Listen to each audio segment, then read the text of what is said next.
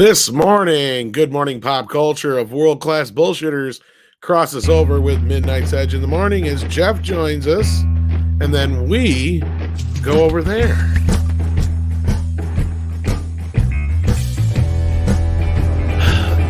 We've got another movie coming out. Am I gonna be naked? I don't do nude scenes. Welcome. It's Friday morning. That was Beavis and Butthead, in case for those who didn't know. I am Tom, and with me, as always, is the boss man, Andre. Greetings, everyone. Thanks for joining us this lovely Friday, whatever time it may be where you are. Well, it's just past 9 on the West Coast, and we also have with us Rob. How you doing? Face it, Tom, I'm not exactly a difficult get here. Come on. You tell me and I'll just show up. So what's going on, everybody? You just like me to draw you like one of my French girls. Yeah. I'm just thinking, I can't help but thinking of that old song by the Easy Beats. On Monday, I'll have Friday on my mind. And we're here, finally. Yeah, I hear you. And then you'll have it on your mind again and come Monday. And also with us, as we said in the intro, the one, the only Jeff of World Class Bullshitters. How you doing? Hello, everybody. Thanks for having me on, Tom, Andre, Rob. Always good to hear from you guys. And good morning to everybody. Yeah, it actually is morning on your in your neck of the woods. Yeah, finally. Yeah, you are actually someone that we coined the name of this show, Midnight's Edge in the morning. We actually had like LA in mind. So yeah, we are honored to finally have someone from LA to join us. It's so funny being called someone from LA. I'm like, look, I may live here. I'm still from Ohio mentally. So it's fun out here. But like I was telling you guys off air, with everything have been shut. I mean, I was out here for a few weeks and then everything got shut down and it still really hasn't opened up. So I'm acquainted with my apartment very well and I know how to get to the Hollywood sign and that's about it. Well, I do know. I think you said you had your little Beverly Hills Cop journey for your birthday, wasn't it? That is true. When my mom was out back in October, we went down Wilshire Boulevard, which is a huge street. We drove most of it. The sad part is, Tom, a lot of those locations aren't really on Wilshire Boulevard. Right. Because it's like in different cities, and certain things are where they tell you. Like we drove down the street that Axel follows Victor Maitland through. Right. That house is in a different city. So it's kind of weird how when you piece it together. But when I do the Back to the Future tour, I feel like you guys should come out and visit for that one because Justin Proper knows all the locations. What's sad is the original set is no more because that was also the same set they shot Gremlins on. Yeah, wasn't there a fire? Yeah, it burnt down the back lot of Universal. I actually, since moving out here, I have been to the Universal back lot. I saw the tour, got to see a bunch of the Back to the Future 2 cars. Not to really dump on Disney, but their theme park at Universal is so much more appealing to somebody my age than just a bunch of characters and overpriced food. And there's a lot there, a lot of movie history. Absolutely. I don't think that's dumping on anything as much as it's a statement of fact. You know what? I don't. This is where my head is now. I don't think of Beverly Hills Cop or whatever when I think of LA now. Now all I can think of is it anything like in Grand Theft Auto 5? Like that's except Rob, for the unhinged police and constant shooting everywhere. Would you like to hear a true story?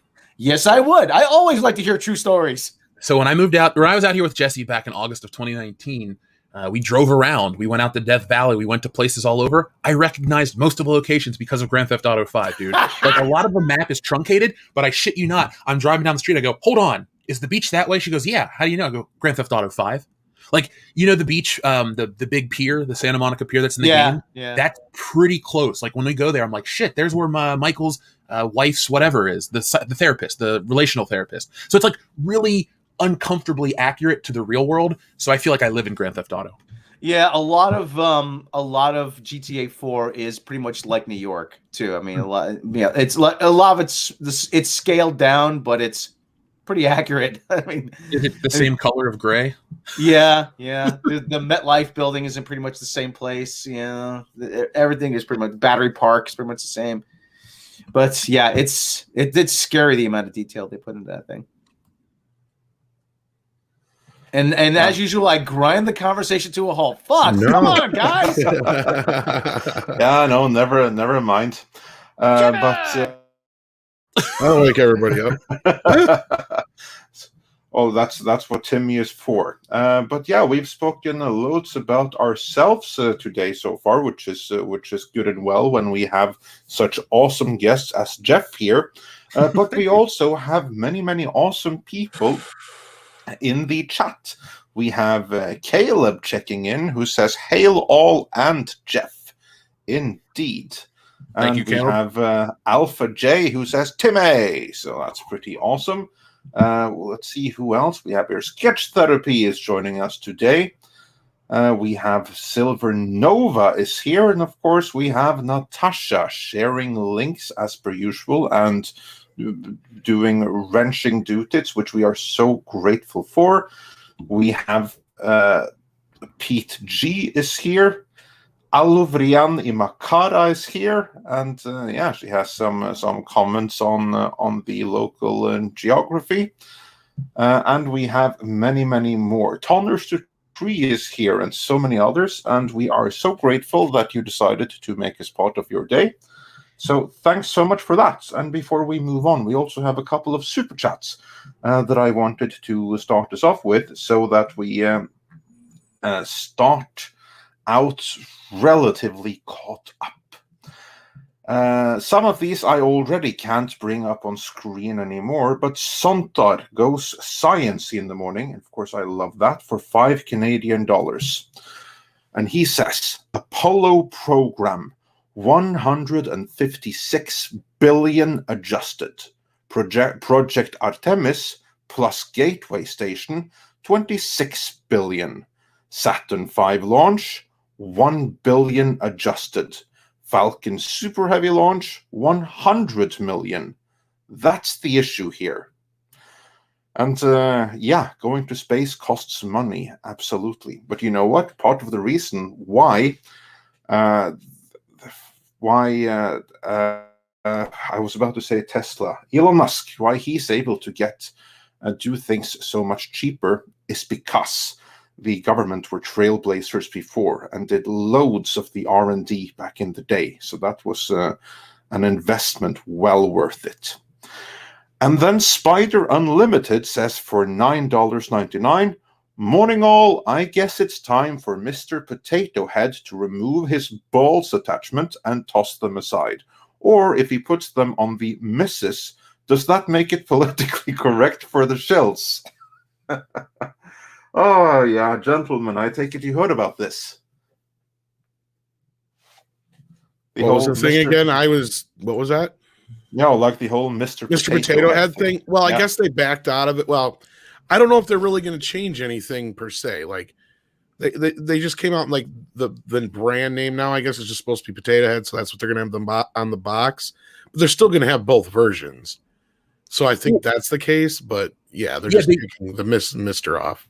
Well, they came back with a retraction, essentially trying to, well, not even a retraction, clarification. And I like to blame a lot of people reporting on it. I know the press release went out. Believe me, I went to school for boilerplate statements and all this bullshit.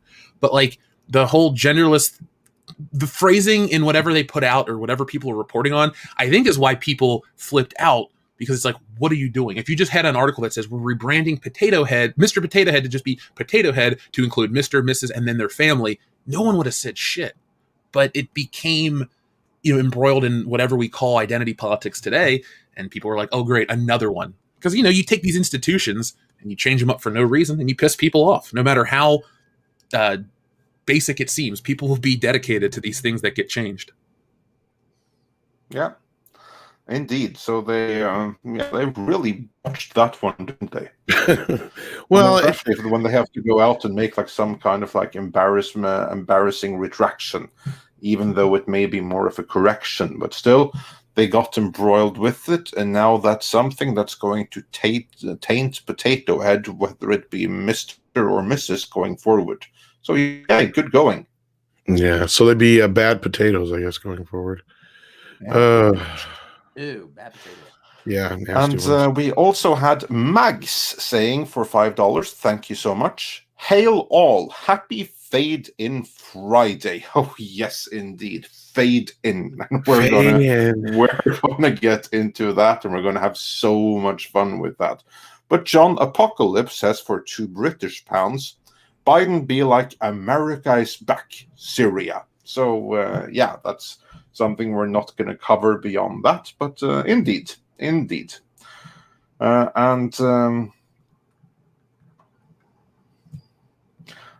then let's see if there's one I can bring up on screen here. That would be very, very nice of StreamYards if they would facilitate that.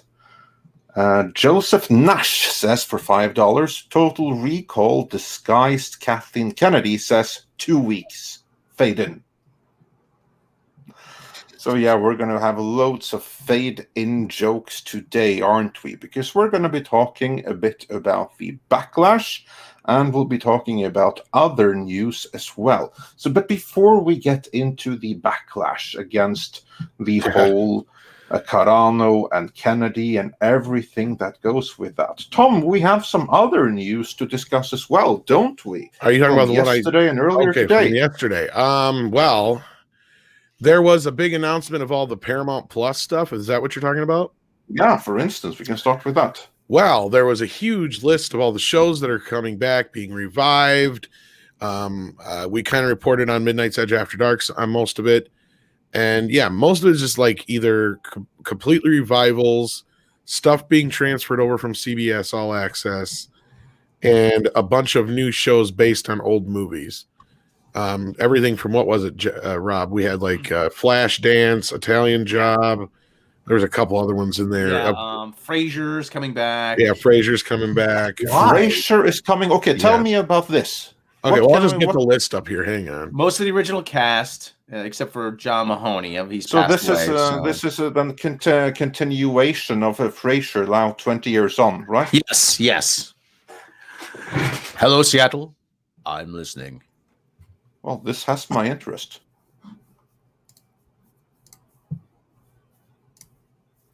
Well, keep bantering while I find the article. Oh, sorry. I'll say this. Last night when we talked about Beavis and Butthead, that was the one that really hooked me, because I know you mentioned, Tom, in the chat and stuff about how there's a show as well. I didn't realize they were doing a movie, so that's what got me. Whoa. I think I just figured out something, Beavis. What? This sucks. Yes, thank you. Only I got Jeff. This sucks. Jeff, take us through your feelings for Beavis and Butthead, because I haven't heard that before, actually. So I grew up. I'm 32, so Beavis and Butthead came out when I was really, really young. It always was a taboo show. You had The Simpsons that people were like, oh, it's taboo, you shouldn't watch it, because Bart Simpson was a menace to society, apparently. And then you had Beavis and Butthead. You had all these controversial adult cartoons, but my mom and I watched the movie, and she thought it was hilarious, so I got to watch Beavis and Butthead fairly early. We're talking 7, 8 years old, and I never stopped. Even when it went away, we had tapes and stuff. And so this movie was a big deal to me, because you had so much of Beavis and Butthead before and after the movie, but they only had one film. And I'm pretty sure there was a point where they were working on another Beavis and Butthead movie, but it got canceled. I even think there might be another trailer for it. There's even more than that. As far as I know, it maybe even got to the pencil test stage, at least for some scenes. Like Beavis and Butthead Do Hollywood, right? Is that what it's called? It was like I think it was actually Do the World or something like that. Oh, okay. So I think they go out of the country or something like that. But like it was the whole contention with Mike Judge, because he didn't own the characters. MTV does. And that's what I was trying to tell you last night. Like Daria had nothing to do with him. MTV just decided to make that show, and he's like, nope. Because they own the character. There was nothing he could do. But no, so there's been a lot of contention between them for years. And then when they did that revival a few years back, that took over the contract for the second film that never was. Oh. Because there was bouncing around back and forth between were they going to do it? They're not going to do it. And he was obligated to do it. And then he had gotten out of it by doing that season, I guess, was my recollection. Unless you remember anything different, Andre? I think that about sums it up. And that's part of the reason why we only got that one revival season. And it had its moments, but I think I would have preferred another feature film to it, because very few of the episodes in it really stand out as all-time classics. Maybe the drones episodes, but I don't know. I like the beyond Onion that- one pretty much. Yeah, I Bill, love you were the Onion one. That's a classic Beavis and Butthead You were moment. to me. crying. Yeah, that was a good one Actually, too. they all were pretty good. The only one that I felt drug on a little bit was the Cornholio episode. It's like, Yep. did this really need to be 2 episodes? Like, like they could have Tom, done that in one. Did I ever tell you I low-key befriended a lady who worked on a lot of Mike Judge productions?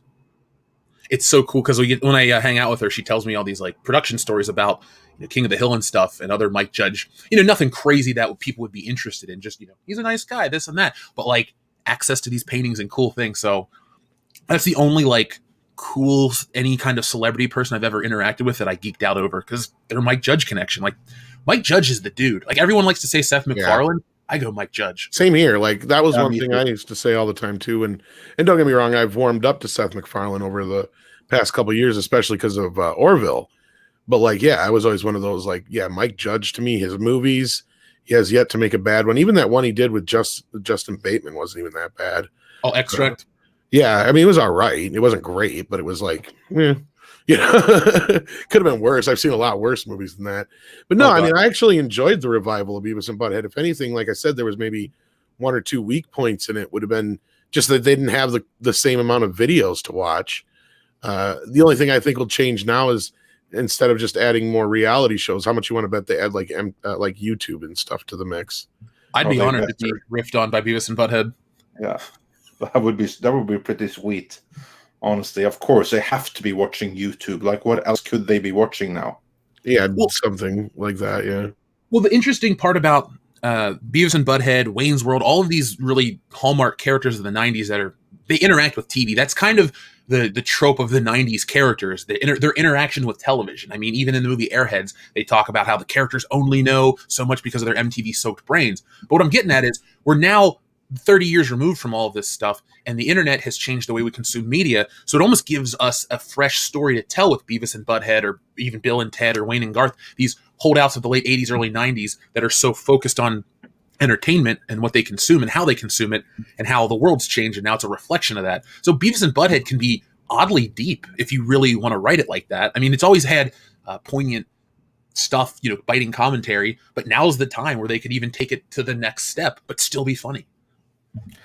Absolutely. And to me, what was extra interesting, not being from the US, the Mike Judge series, they were always like what shaped my impression of Texas. I love King of the Hill so much. Yeah, we got brilliant. steers. Well, I'll tell you what.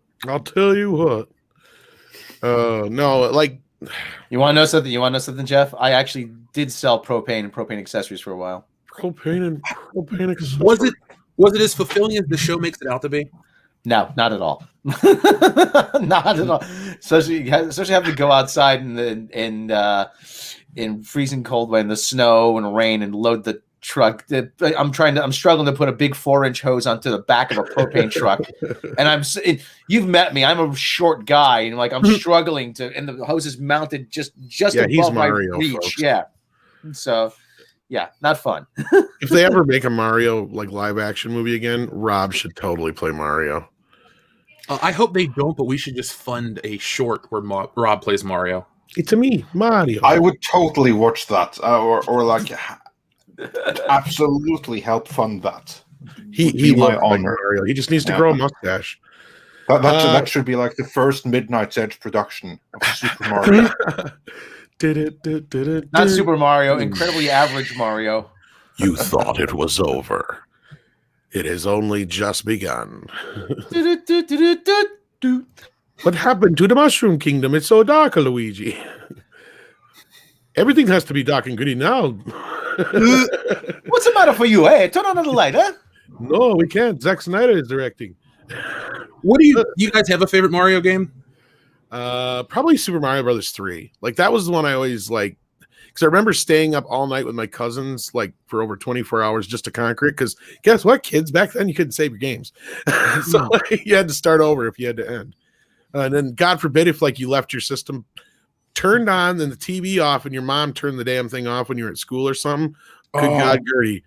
Holy shit. Did she start all hell? I was like, no.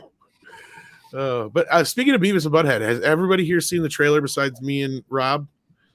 I have not seen it. We'll probably get a claim for this, but it's totally fucking worth it. Yeah, it's worth it. Go for it. And then we're done. This is fucking hilarious. Because, I agree with, we've said this before, Andre. He can't quite do Beavis anymore, but this is hilarious.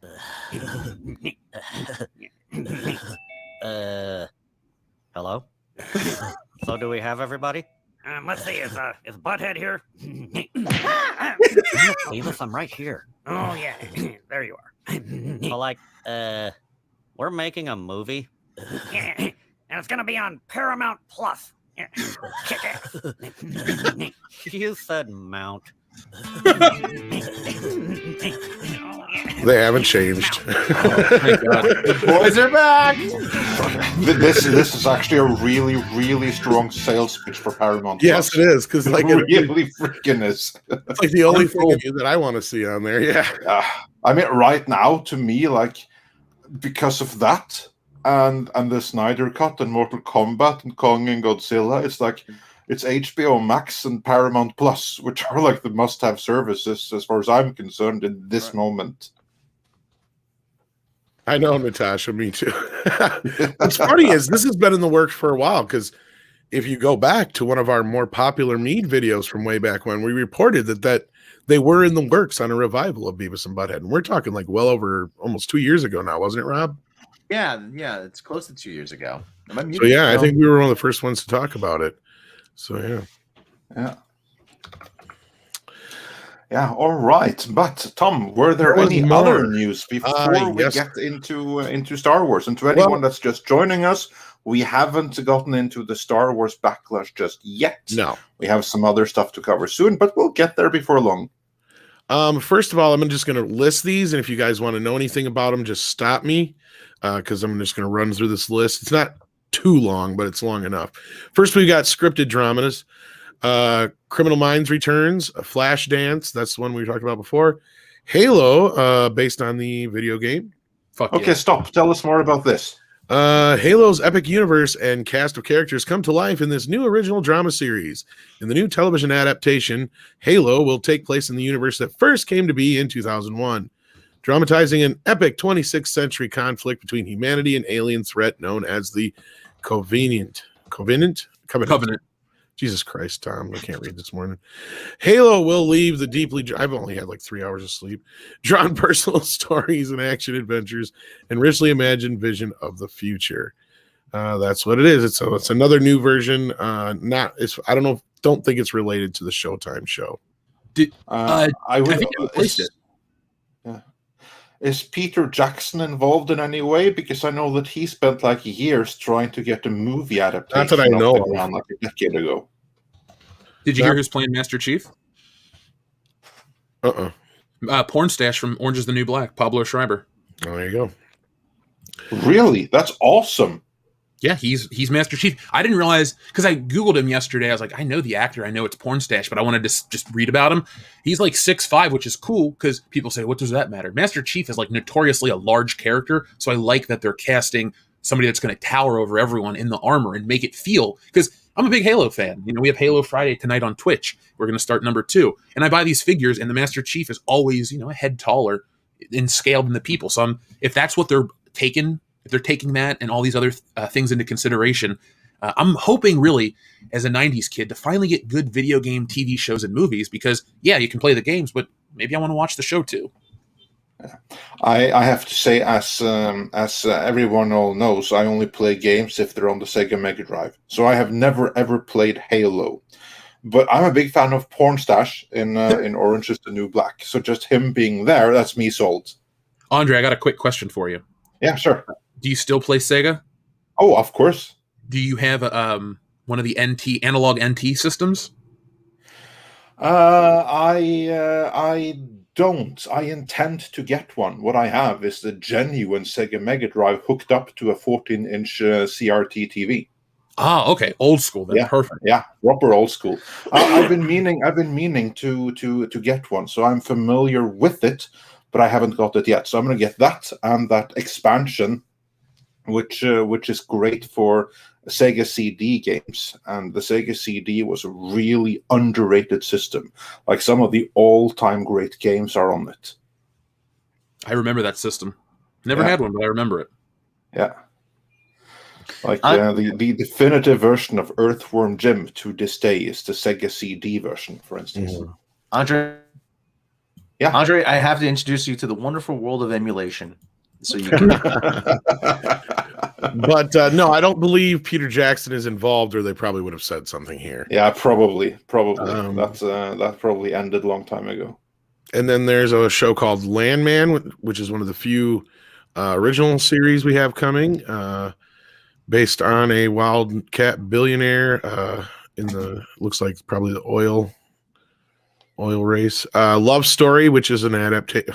How do you make a series out of Love Story? I hate to break it to you, spoilers. Both of them don't make it out alive. That's an old movie from the 70s, right? Or late 60s? Yeah, well, it's based on a book. Yeah, based on a book by Eric Siegel, who was a writer on Yellow Submarine, believe it or not. I finally saw that movie for the first time last year, Rob. What'd you think? Fun. It's weird. I have all the respect in the world for the Beatles, but I love their movies, like the Hard Day's Night and Help. No, not Help. Hard Day's Night and Help, man. Oh, okay, that's Help. Yeah, those movies were fun. I enjoy watching them. Only married people know about these sort of things. Eric Siegel, when they called him, he was teaching a literature course at Yale. They says, "Yeah, we'd like you to come in and work on Yellow Submarine." And he says he claims he'd never heard of the Beatles, and he said, "Well, firstly," he said, "I told him no." He goes, "Well, Sgt. Pepper sold like 500,000 copies, 500,000 records," and he said, "I'm sure Mrs. Pepper is very proud." And they said to him, "That's it. That's the humor we want, right there." So, Fat Elvis, I don't know. Says Tom is responsible for the Kim Kanye divorce. Giggity.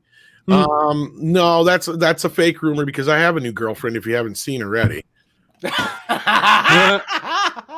your new buffness has really changed your perspective. It has. It really has.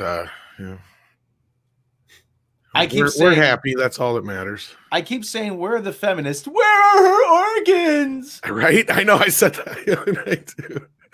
Yeah, they say that same shit about everybody else.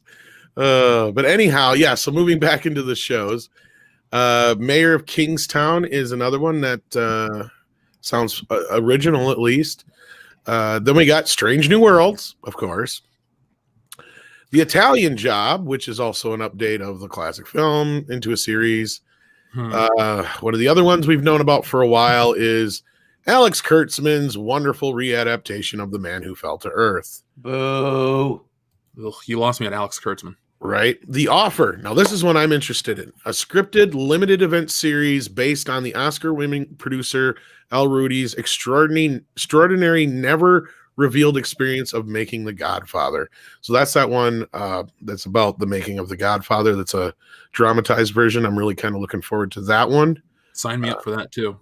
Yeah, that's one actually kind of caught my attention there. Then there's one called The Parallax View.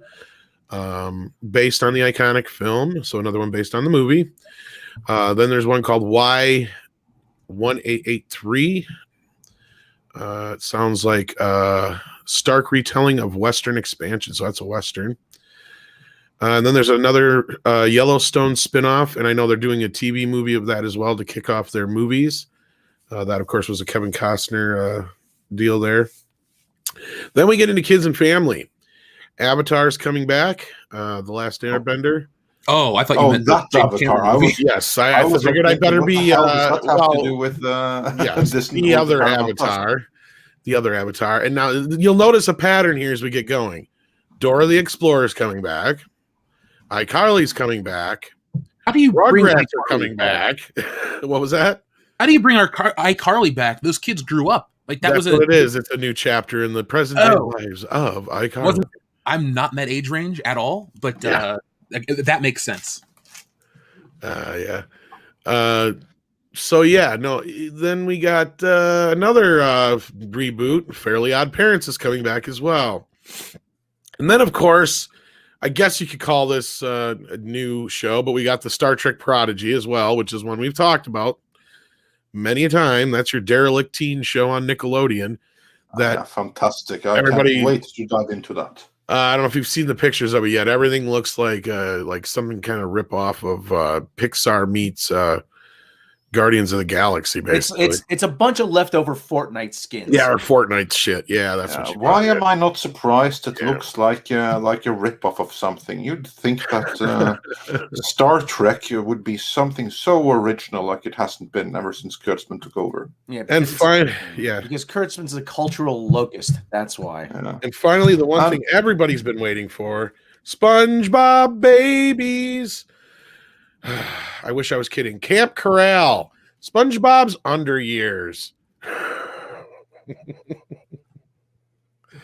Why? What is the obsession with prequels? I don't understand. It's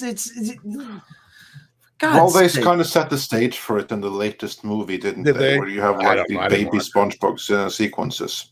But anyway, is there anything else interesting to look forward to? Oh, there's more. Plus, although the Beavis and Butthead, that's coming up. But there's more.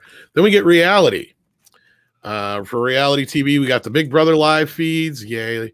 Dating Naked. Rob will be part of that show. Well, that's I know that show. That turns up on a lot of the adult websites, the UK version at least. No, seriously. You have that all over Europe. And the question is it going to be censored in the States? Probably. Of course it's going to be censored. It won't be on Paramount Plus. Yeah. That's probably going to be one of the pushing points. I have to say, like in all of Europe, you have that. And of course, it's completely uncensored. Yeah, I don't think it will be on Paramount Plus. I mean, it probably will be on TV, but...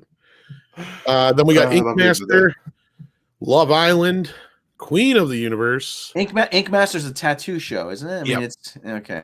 And then Road Rules is coming back. RuPaul's Drag Race All Stars, Challenge All Stars, Real World Homecoming, and that's it for reality.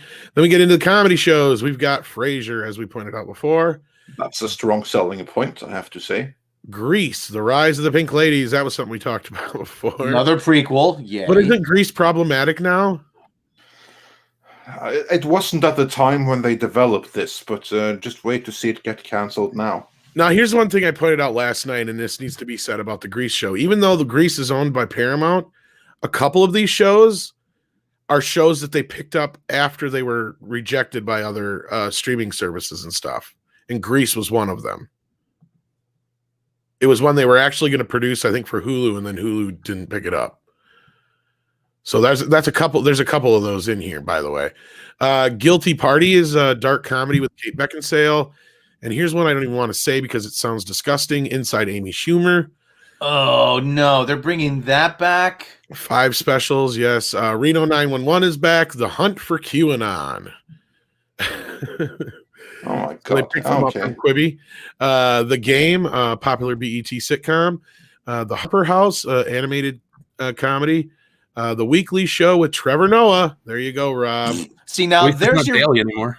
Now there's your first mistake. See, in order to be listed under the comedy heading, you have to do something funny, and Trevor Noah has yet to prove that to me. So they're using the title. Rob, why are you saying I'm not funny? I'm not funny here.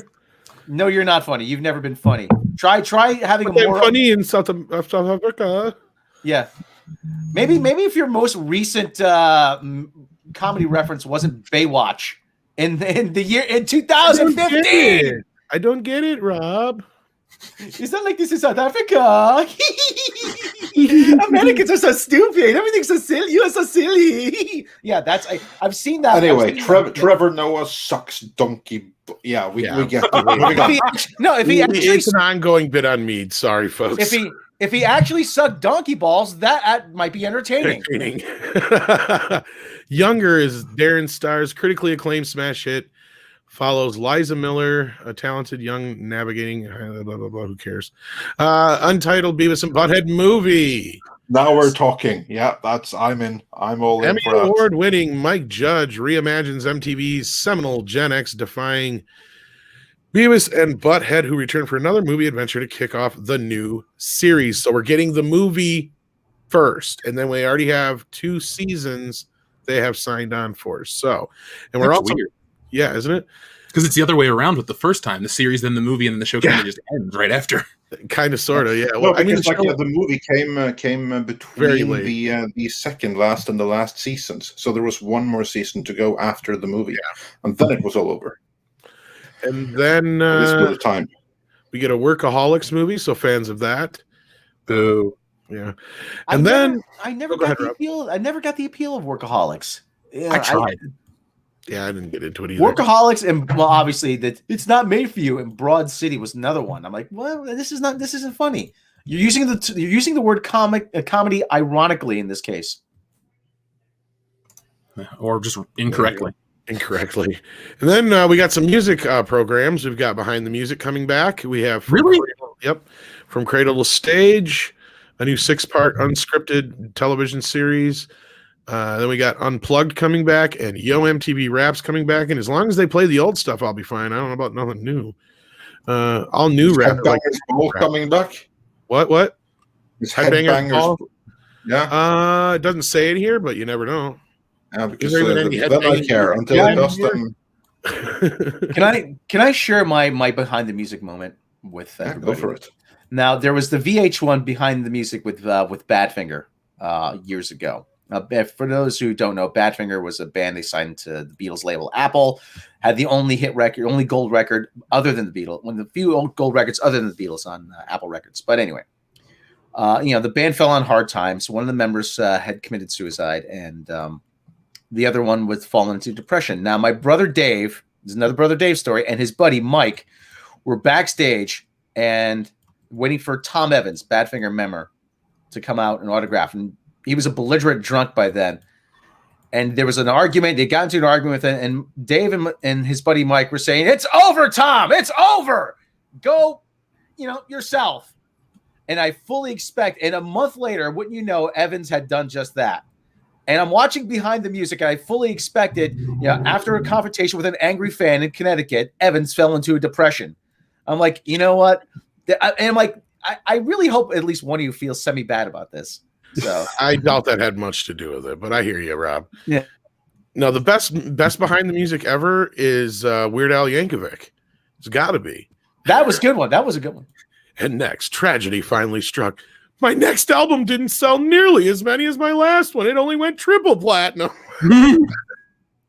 I love that bit. I had to get the medium jacuzzi. Yeah. It's like one of the most uneventful but yet hilarious fucking behind the scenes ever. I love that. Weird Al Yankovic. Yeah. And then, of course, moving on past that, we've got the ones everybody wants, those awesome big hit shows from the one, the only CBS All Access, carrying over to Paramount Plus, including No Activity, Star Trek Disgracery, Star Trek Lower Expectations, Star Trek Not Picard. So there you go. Those are all coming back, and we know of at least 2 of them that are already filming, unfortunately. And to those that have missed live streams since our previous Star Trek video, yes, we have since gotten confirmed, as we said in that video. At the time, we didn't know if it was happening or not, but we wouldn't rule it out. We said that it all depended on the funding.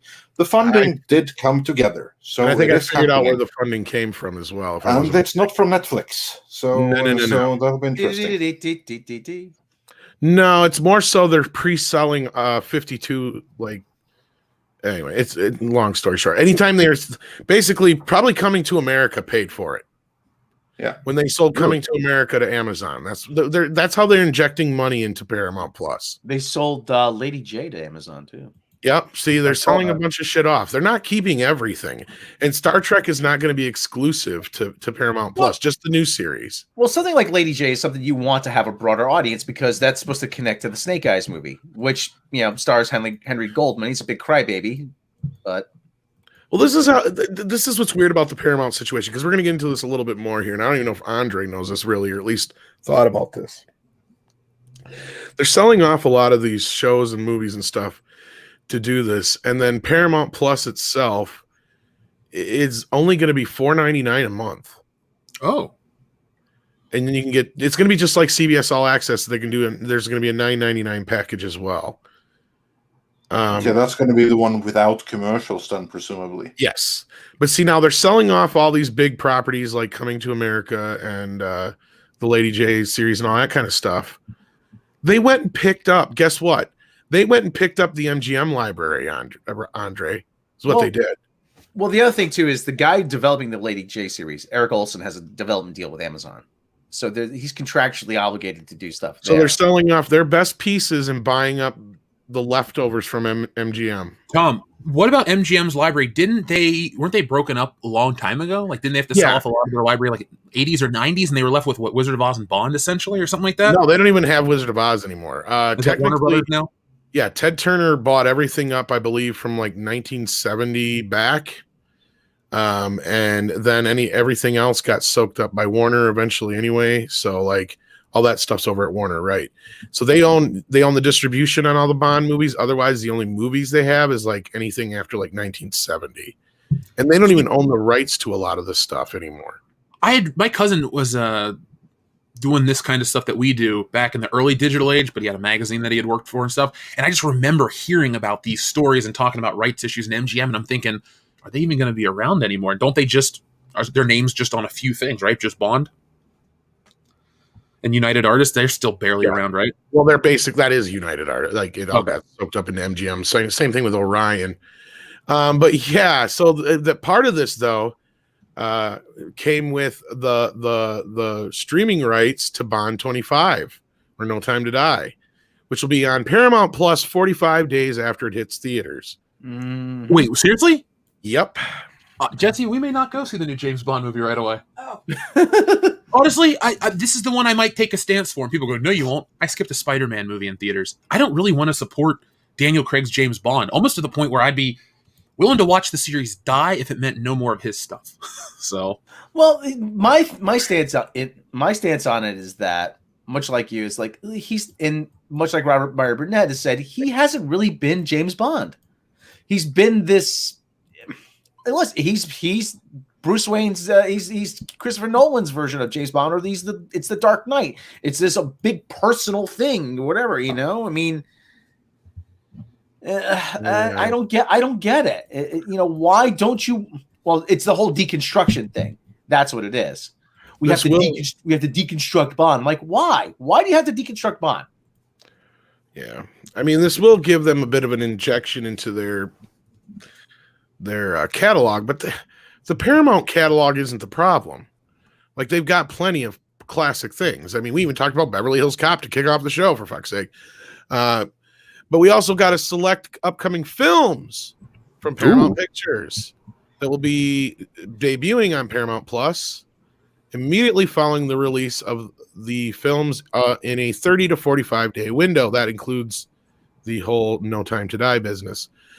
Quiet Place Part 2, Paw Patrol movie, Mission Impossible 7. What?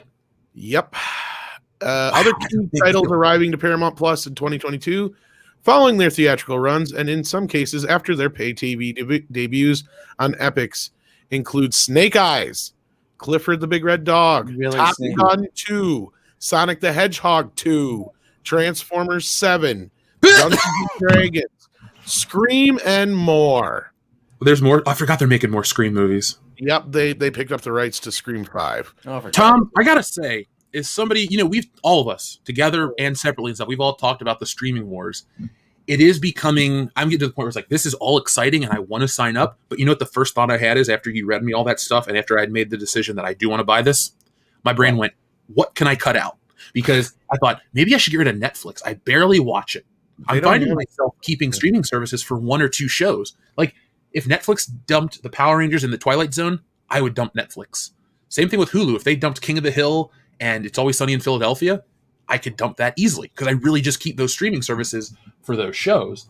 But this one seems kind of attractive. Like, I'm not fanboying out. It's really good stuff. Well, Paramount does have a great catalog. That's one thing. And that's the big side of HBO Max that I enjoy. And I've brought up to people too, is like, if I had the time, if I wasn't working 24/7, I'd be lost in the Turner Classic Movies section of HBO Max, like all day long. Because there's that's how I'm with the animations, dude. Like, right. I don't get any kind of money, folks, from Warner Brothers at all, but HBO Max is cool. We watch it a lot. There's a lot of great animation on there too. Yes. And all the Adult Swim stuff is on there, like the weird shit that like Too Many Cooks is on there. And if you're, I'm sorry, go ahead. Sorry. No, just say like if you know what that is, that's bizarre that's on HBO Max. Like they have a really deep catalog. Is Final Space on HBO Max? I don't know. It's an Adult Swim title. I mean, I thought it was TBS that had it, but it's TBS. But that's still in the same. I'd have to look. It should be. It's in the same. It's in the same sphere. Yeah. There's more coming though. There are the recent titles such as Dora the Explorer, The Lost City of Gold, Sonic the Hedgehog, Bumblebee, and Rocket Man will all be coming to Paramount Plus. They will also be joined by SpongeBob, Sponge on the Run, and that will launch on Paramount Plus along with Beavis and Butthead, as mentioned before. Additionally, Paramount Pictures announced an agreement with Epix. That was one of the deals I was telling you about where they got some injection of some money. And that will include films from James Bond and the Hunger Games franchise to things like The Addams Family and the Avengers, among many others in that deal. I'm assuming they mean the Avengers, the other Avengers, not the... Oh, you mean like Emma Peel and John Steed? Yeah. And then what also property is to try to sell to the modern audience. MGM owns that, I believe, if I remember right. The distribution on at least the latest movie with Uma Thurman, like latest, my ass, like fucking 30 years ago. Thank you. I was just about to say the latest movie from 1998. Yeah, I know. I'm old, Jeff. I'm old. Dude, I saw it on tape when it first came out. I hated that movie.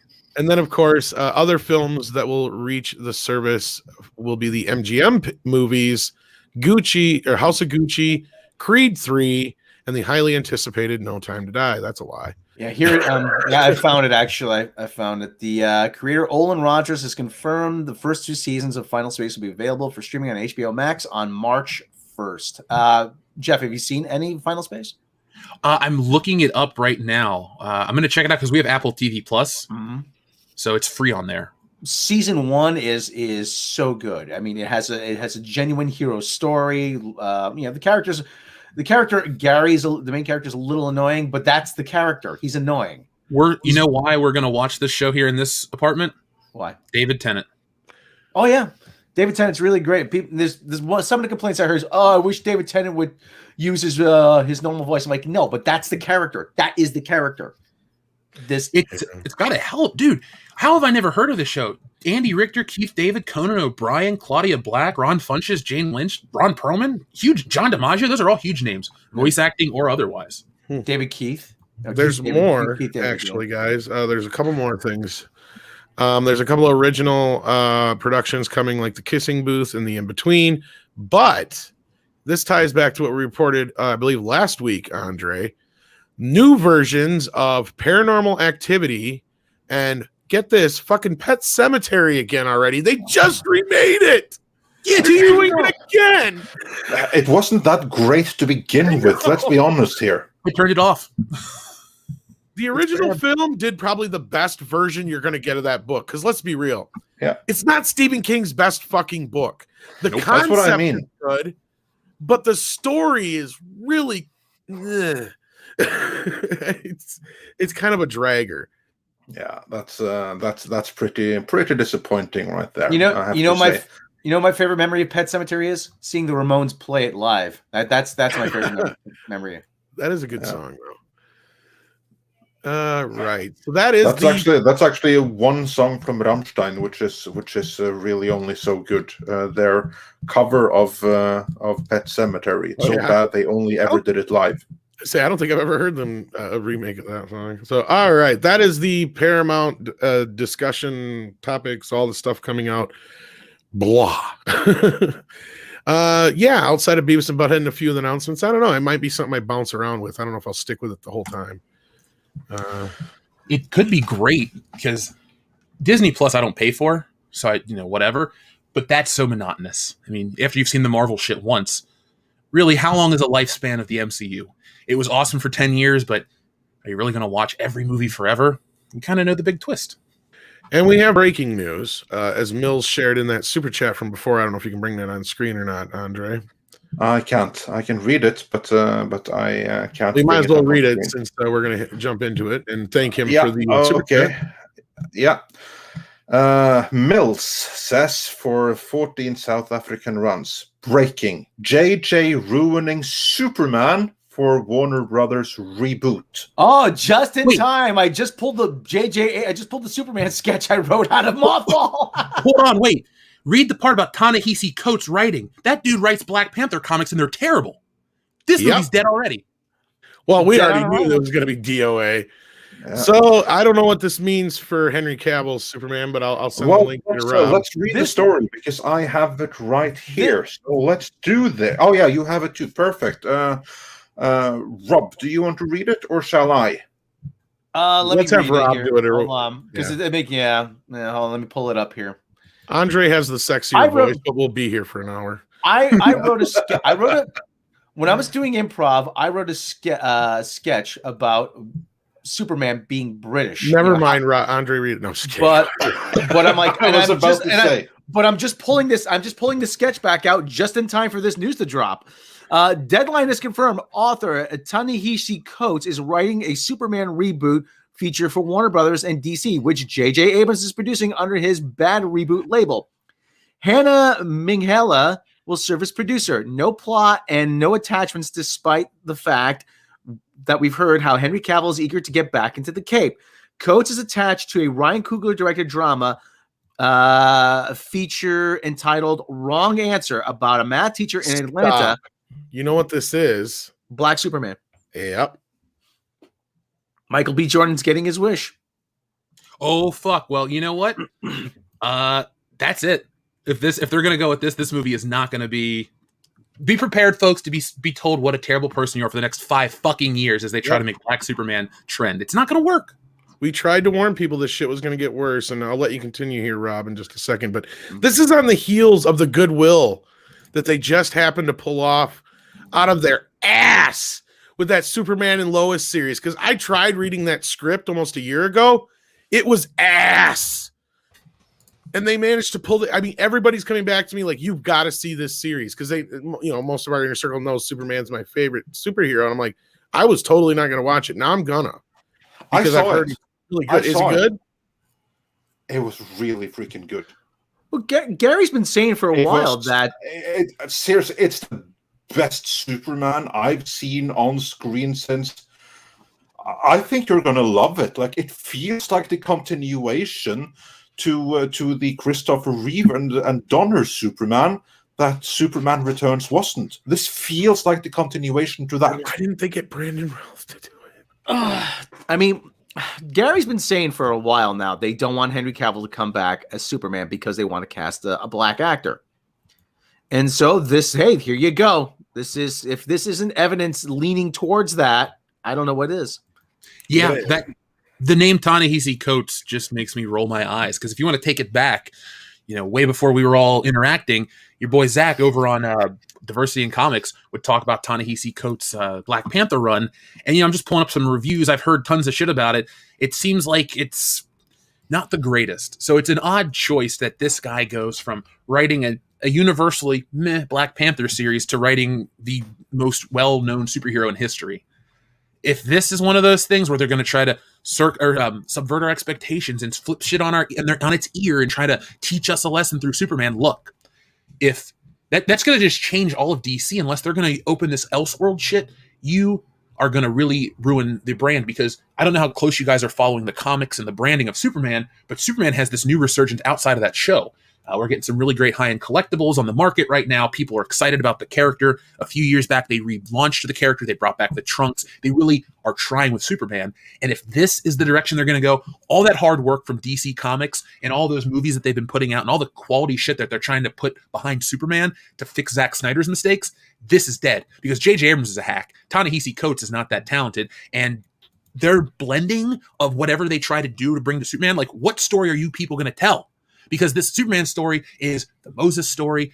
Siegel and Schuster are Jewish immigrants in Ohio. Like, you're never going to get what the character's about. And I think you can make the same argument. Oh, you shouldn't have anybody else work on Black Panther, even though it's created by white guys. Well, then pull the same shit now, because you're going to change the story and turn it into an allegory for what it means to be an American in 2020, whatever, instead of what it means to be a human from another planet. And how, because DC took away truth, justice, and the American way. It's just truth and justice and all that other stuff. But now they want to make Superman about the American experience through the lens of a couple people and really change the universal appeal of that character. Kill it. Yeah. Like I said, it is. It's going to be Black Lives Matter. It's going to be social justice, man. On that note, Rob, I was going to say, you all recall that Bad Robot, they were strongly in support of that movement, and that apparently is one of the big reasons why John Constantine, the son of Liverpool, the most British of British superheroes next to Captain Britain. He's also been recast in J.J. Abrams' upcoming Constantine series into either a Black or Southeast Asian character. So this is par for that course, isn't it? Get ready for the 25% different Superman, everybody. I think I'm going to go home and vomit. Wait, I am home. More like 75% different. I don't know. No, anyway, continue reading real quick, Rob, unless there's nothing really that interesting. As national correspondent for the Atlantic, Coates, Coates is attached to direct Ryan Coog, director of drama, blah, blah, blah. Wrong answer. As national correspondent for the Atlantic, Coates covered cultural and social political issues. There you go. There we go. There's a keyword. Specifically that of African Americans and white supremacy. He has written for The Village Voice, Time, and has contributed to the New York Times Magazine, Washington Post, and more. His nonfiction books include The Beautiful Struggle, Between the World and Me, and We Were 8 Years in Power, An American Tragedy. Between the World and Me won the 2015 National Book Award for Nonfiction. Of course, Coates has written a Black Panther and Captain America series for Marvel Comics. Jeff, what was that about? Was that the one where it was Hydra or what? No, that's Nick Spencer, who's responsible for you're right, all the terrible Captain America. But Ta-Nehisi Coates, he is the equivalent of Nick Spencer on Black Panther, as Nick Spencer is to Captain America, if that makes sense. I butchered that. But my point is, he's just not – no one's doing it well. Can we please get some comics writers in writing comics again, please? Coates received special thanks credit on Avengers Infinity War and Avengers Endgame and Black Panther. Abrams has a big $500 million deal over at Warner Brother Media, which he closed in September 2019. As we first told you, January 2020, Bad Robot, Warner Brothers developing Justice League Dark Universe film for TV. Justice League Dark, or JLD team, first appeared in September. Okay, yada yada yada. Nobody cares. This would be the one with the Black or Southeast Asian John Constantine. Yeah. Featuring such superheroes, Offbeat, John Constantine, Mystic Fortune Teller, Madame Xanadu, Dead Man Shade, Changing Man, Satan. Our roster is much larger. Okay, yada, yada, yada. Nobody cares. Okay. In other words, what they just said here, they said it in the beginning that Henry Cavill is eager to get back into the Cape, but in light of everything else we are hearing here, especially with what we have heard from before from our good friend Mikey Sutton, which was that J.J. Abrams wanted to go a different direction, and he didn't really want to use Henry Cavill again. I think with this, it looks like we're not getting Henry Cavill back as Superman. And to answer Bryant here, no, I highly doubt this is flyby, but if that's any indication onto what we'll get. What if Henry Cavill, what if it, listen, there's no doubt in my mind they're gonna race swap Clark Kent, but you don't think they could be going with Valdez, do you? The actual Black Superman? If they do, now hold on, I'll mute myself because everyone's got an alarm going on. Sorry. Yeah, that's modern day living in LA, I guess. Pardon. Yeah. Sorry about that. Andre, there's alarms every 5 minutes out here, and helicopters. But nice. If they're going to do Elseworlds, fine. Then I'm going to shut up and go, cool, Elseworlds. But that's not what they're going to do. It's like when they want to introduce over in the Marvel comics, you have Miles Morales Spider-Man. And ever since that character's been introduced, Peter Parker's had one foot in the grave. And what I mean by that is Disney and Marvel and whoever else has the reins on the character is so desperate to wipe out Peter Parker and replace him with Miles Morales for no reason. The character's so similar that it's pointless. But that's the real point. They want to change him up, make him appeal to a different audience, but kill the old one in the process. And if you watch the games and if you watch the movies, that's the stuff they're pushing towards that direction. And I don't know how you would classify it if it's successful, because on the big screen you still need Peter Parker to pull in the big bucks. Mm-hmm. And we keep talking about this with Star Wars. Now, look, I'm operating under the guise that Ta-Nehisi Coates, who can't really remove himself from his own brand of writing, is going to make Superman black in this movie. Let's just say he is. We're operating in that world. We always talk about the normies coming out of the woodwork to support Star Wars, or go to a Nintendo launch and see all kinds of people that you never would expect to play video games, because Nintendo really means a lot. Superman has the built-in fan base that will reaches more people has reached more people on the planet than we understand, and it's going to piss everybody off. There is not a single person that's going to go, "Oh, this is so empowering." No, you're full of shit.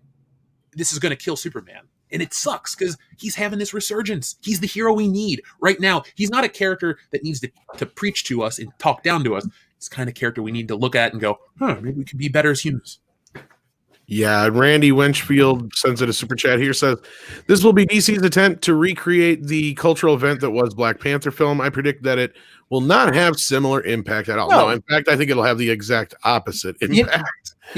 Jeff, let me tell you something. You talk about Miles Morales and Spider-Man, he goes, I personally hated Spider-Man Into the Spider-Verse. And everyone's like, "Oh, it looks like you sounded like you just wanted a reason to hate it. You hated, like you were going to hate it from the beginning." I said, no, here's the thing. I hated it because you did the exact same thing to Peter Parker that you did to Luke Skywalker. You made him a depressed, fat, has-been loser.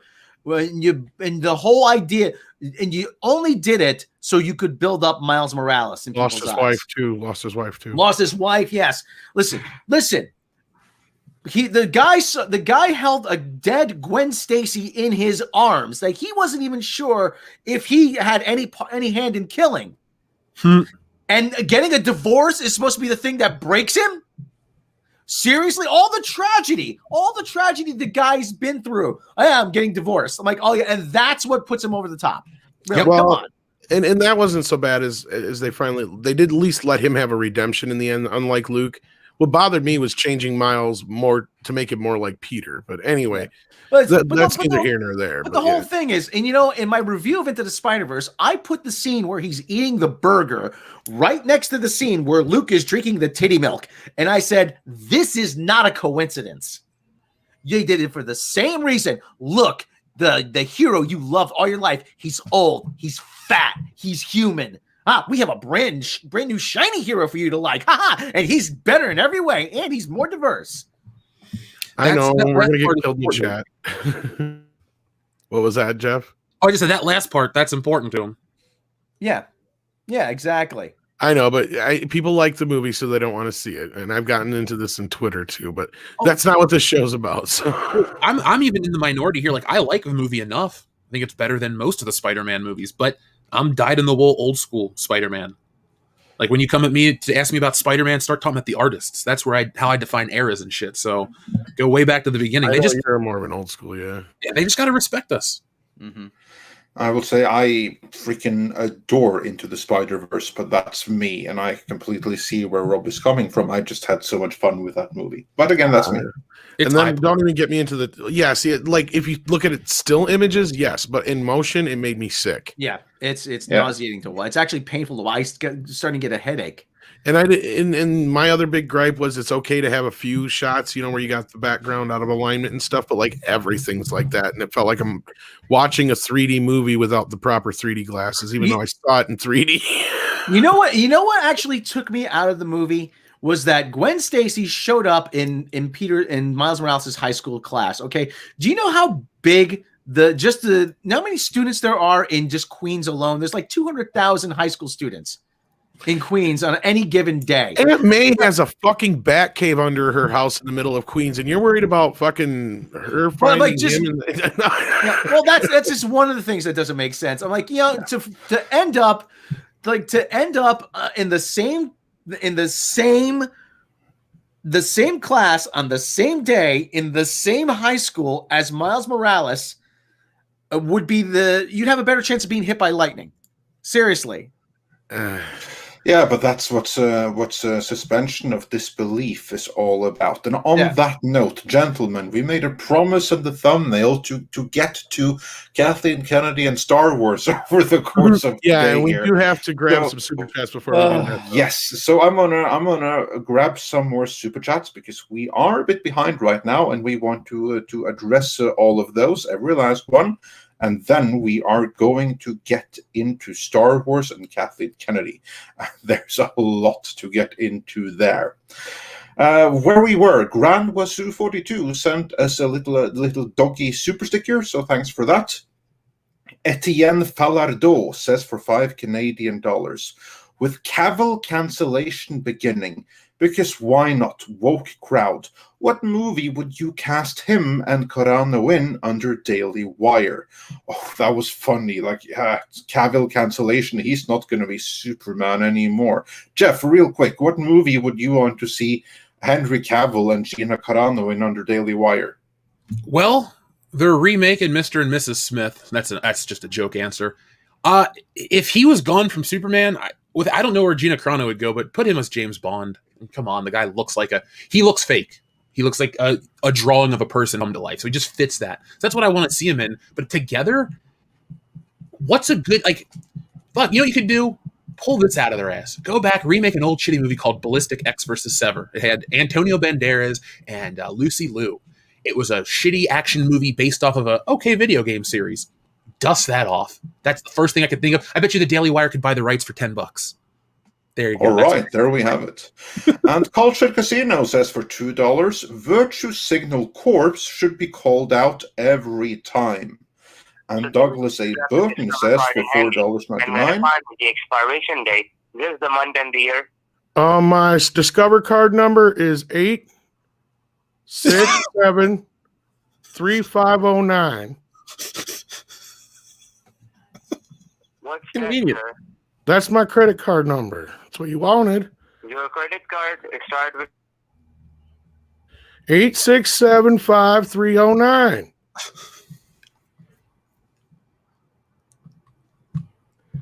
Don't you what? Hello. Sorry about that. I love doing that to them fuckers. Sorry, I had to interrupt. It's so fun with scam calls. But yeah, let's revert from the phone terror of Tom's private life into the super chats. And Douglas A. Burton says, appreciate you guys and these discussions. Non-activism is becoming an ideology unto itself. I prefer common sense myself, but yeah, you're halfway not wrong, which is a sad state of affairs. And then Darking616 says for $5 Australian, I want them to crank out more Silence of the Lambs sequels until we finally get one that is titled Hannibal 8. Bruce Campbell was in Congo. And that would be something. Hannibal 8. That's a nice title Hannibal right 8. There. Yeah. And then, completely unrelated, we have Mexican Iron Man, who says for $9.99, before the dark times. We are living a real-life Clone Wars universe, and Empress Palpatine continues to play and destroy all sides. P.S. Long live the great Jeff, and hail my Midnight's Edge brothers. Well, thank you, Mexican Iron Man. Long time no hear from you, man. It's good to hear you. I just keep Thunderstorm says for $2.99, WandaVision good. The setup's worth the conclusion. All right, cool. Mr. Tickle Trunk says a little doggy super sticker. And Jorge Pulido says, Jeff, in your creepy voice, say, Tom, don't worry, you'll love me forever. So you have to say that. Tom, don't worry, you'll love me forever. That's creepy. Don't do the voice. You're scaring me, man. Stop it. And Drew with Comics Elite says the Beavis and Butthead Super Bowl commercial was the best one of the whole night. She said crack. And Hypergiver 2 says Mr. Potato Head, Bruce Jenner edition. Oh. While Christian Coralejo says, if Rob plays Mario, who will play Bowser and Peach? I'll play Bowser. Or actually, Jeff should play Bowser. He's pretty big. There you go. Maybe we can get Internet Star Wars Girl to play Peach. There you go. Yeah, there you go. Casting ideas all around. We have to make She's this a happen. hobbit. She's short enough. Yeah. It'll make my casting look that much better. That's what I'm saying. Yeah. Exactly. Adrian Nazaruk sends a super sticker of like a little green peach or something. So thanks for that. Lord Trinan says, I want to get excited about some of these new movies and series, but Hollywood has burnt out my trust so much, I just can't bring myself to feel hype. Yeah, can't blame you. And then Jack Bauer also said from Deadline, Abrams working on Superman reboot. So Jack Bauer was actually the first one to send us this. I missed that before Mills. So Bauer, kudos to you. You were the first to spot it. Silver Nova says, I've said this before, but if Disney keeps digging a deeper hole for themselves, they will actually get to China. Well, they're halfway there already. Maybe they're building a tunnel. Yeah. Yeah. Battlehymn 63 says, have you seen Star Trek Overwatch? Prodigy? Yeah, we are quite aware of it, and we are dreading having to get into it. And Master Clockwork says, Andre, stop making me want to go play Altered Beast. I actually have Altered Beast right here on my shelf. And, yeah. And Christian Coralejo also says, seems like the only studio that respects its franchise is Legendary. The director for Godzilla vs. Kong in an interview even said he's seen all the Godzilla movies. Yeah, that's a commitment. Thunderstorm says, the tale of Darth Kathleen. Darth Kathleen set out to destroy everything. In doing so, she destroyed herself. Yeah, we will get into that presently. Yeah. One thing I want to say about Godzilla and Kong, they're actually taking bets on who's going to win. Unbelievable what you can do. Just make sure when they fight, you play for Kong's theme music. Dun, dun, dun, dun, dun, dun. That's Donkey Kong. That's the same thing? No. Damn. But we do need a Donkey Kong movie. How have we not had a Donkey Kong movie yet? And that leads you into the Mario Brothers movie. Universal will sue. You've heard that story, how they tried to sue over the video game, right? Yeah. Jeff, you ever hear the story? A bunch of Caltech students built a real-life Donkey Kong course, like in a parking garage or something? I have not heard that. I've seen that. Yeah, I've seen that. But shut them down, though. But it wasn't that also the same case where they realized that Universal didn't actually own the rights to King Kong? Or was that the King Kong case? I can't remember which. I don't know the whole story. I think that was after, so I think they actually acquired the rights by that point. But yeah, King Kong's rights are all over the place. The original book, though, I think was public domain or whatever. But Dr. Coffindale has also sent us in a super chat here. Says, Jeff, please explain to Andre why Hulk Hogan was not a typo the other day. Because I guess we thought it was a typo. Yeah, I thought so. So, Jeff, what's a Hulk Hogan? So the first Hulk Hogan was from someone else, and it was a typo, but we've been running with it. So Hulk Hogan is now the favorite wrestler of world-class bullshitters. Hulk Hogan is a 5,000-time world champion. So, oh, impressive! I have to check him out. Also, very cool. He's a real American. Is he also being portrayed by real Australian? Yeah, Hemsworth in his biopic. He is, and no, he's being played by his brother. No, I'm just kidding. Oh,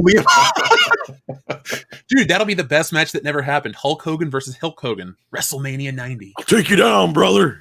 Ooh, yeah, wait, that's Macho Man. Face off in the ring. Did you speak real quick on face-offs? Somebody released a shirt, Kong versus Godzilla, but it was a Nintendo parody, King Kong versus Bowser, and it's drawn like an old Japanese watercolor painting. It's a cool shirt. I picked one up. I'll show it to you, Tom. Awesome. Oh shit, that's funny. So anyway, back to super chats for Andre. Yeah, we have a few more to get through here. So I'm gonna plow through them. Organic Vista says for $19.99. Thank you so much. That really helps keep our lights on, so we really appreciate that. And he says, my last figure purchased was Jar Jar Black Series. It's awesome. Committed to no more money to Disney, or has to now since then. Kind of funny and fitting ending on Lucas' last controversy. Kennedy sucks. Yeah, there's an irony to that. Yeah. Mr. Tickletrunk says, at this rate, nothing will be left unsullied by 2023. Diego Flores says, Prodigy is a ripoff of another Nickelodeon show from the 90s, Space Cases. Yeah, I would not be surprised. And Stephanie Janisek's Smuggler's Cantina says, Amy Schumer, moo, imitating a cow, I guess. And ST Red Wolf says, if MTV doesn't bring back playing music videos, then it's not worth it. Guess he's referring to Beavis and Butthead. But yeah, you can have loads of fun with YouTube. I mean, there's even music videos on YouTube. Dude, you could have Cardi B be parodied on Beavis and Butthead. That'd be great. Yeah, that would be something, yeah. I would say some of the better stuff on the newer stuff was when they're like doing the, the addiction series and the 16 and pregnant and whatnot, and the Jersey Shore and stuff like that. Yeah. Like one of Rob's favorite jokes was off that, where he goes, if you want to tell it, Rob. If it's because they Snooki whoever they're tracing back every guy they've been with. If you follow this back far enough, you can see the start of herpes. Now that is actually some deep thought for Beavis and Butthead. Yeah, but Mike Judge is a brilliant freaking guy, and his writers' room are consistently great ones as well. How many adults?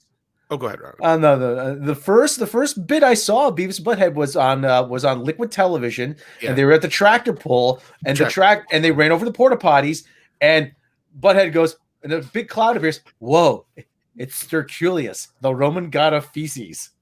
And like, and there actually is a Roman god of feces, Sterculius. Of course, he would know. Yeah, and of course, Butthead would know that. Yeah. And moving on with the super chat, then the People's Poet sends us 50 Swedish krona. Tusen tack, söta bror.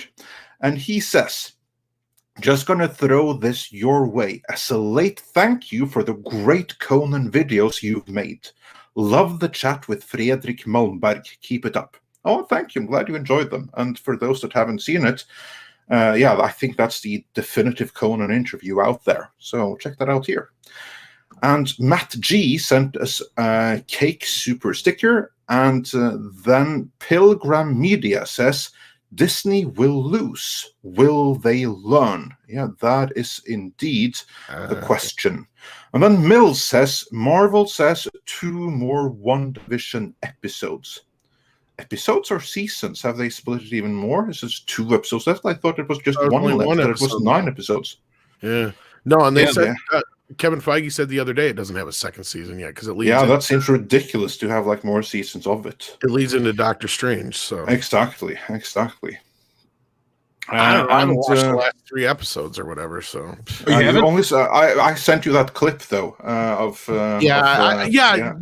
Okay, what were you gonna say, Jeff? Before I get into this? Oh no! When you said you hadn't watched the last 3 episodes, all I said was you hadn't. That's all. No, I canceled my Disney Plus and I hadn't looked back. Well, dude, you ain't missing out. No, it doesn't sound like it because then like everybody's been talking about, this Agatha song is #1 on iTunes and everybody's talking about it and then referencing it and everything. And I finally heard it for the first time at 5:00 this morning. You know what I said to Andre? You like the Munsters better? No, what did I say, Andre? No, you said, so this is the wretched thing that everyone's been talking about or something like that. Yeah, my pretty much exact words, the wretched thing. Like, it was like, I'm like, God, this thing is wretched. I'm like, that was the best word for it. How do me a favor, popular? Tom, I'm sending you a picture. Pull this, if you wouldn't mind, show this real quick. They're milking Agatha all along really quickly, and it's really embarrassing. This is just a screenshot of it, so it's not like the greatest thing. Hang on, I'll share this here. Yeah, to everyone wondering, the reason that he saw it at 5:00 this morning is because I had sent it to him, because we're milking that in our next video too. It was Agatha all along. I'm not in on the meme. Like, I watched the episode and I got it and I know what it's that. American Graffiti. It's a shitty Fast and Furious movie. That's Andre. You want to know what LA is like? It's like a Fast and Furious movie over. Jeff Hicks stars awesome. Man drive car fast. Mm-hmm. Yeah, Rob, did you get to see the Norwegian Man Drives Car Fast movie yet? No, I didn't. I'm looking forward to it. I think I found a Region 2 DVD on Amazon, but I don't have a Region. I hooked you up with it. I'll hook you up with it. Okay, cool. Yeah, Dan, I don't have a region-free DVD player. That's the problem. I'll hook you up with it. Don't worry about it.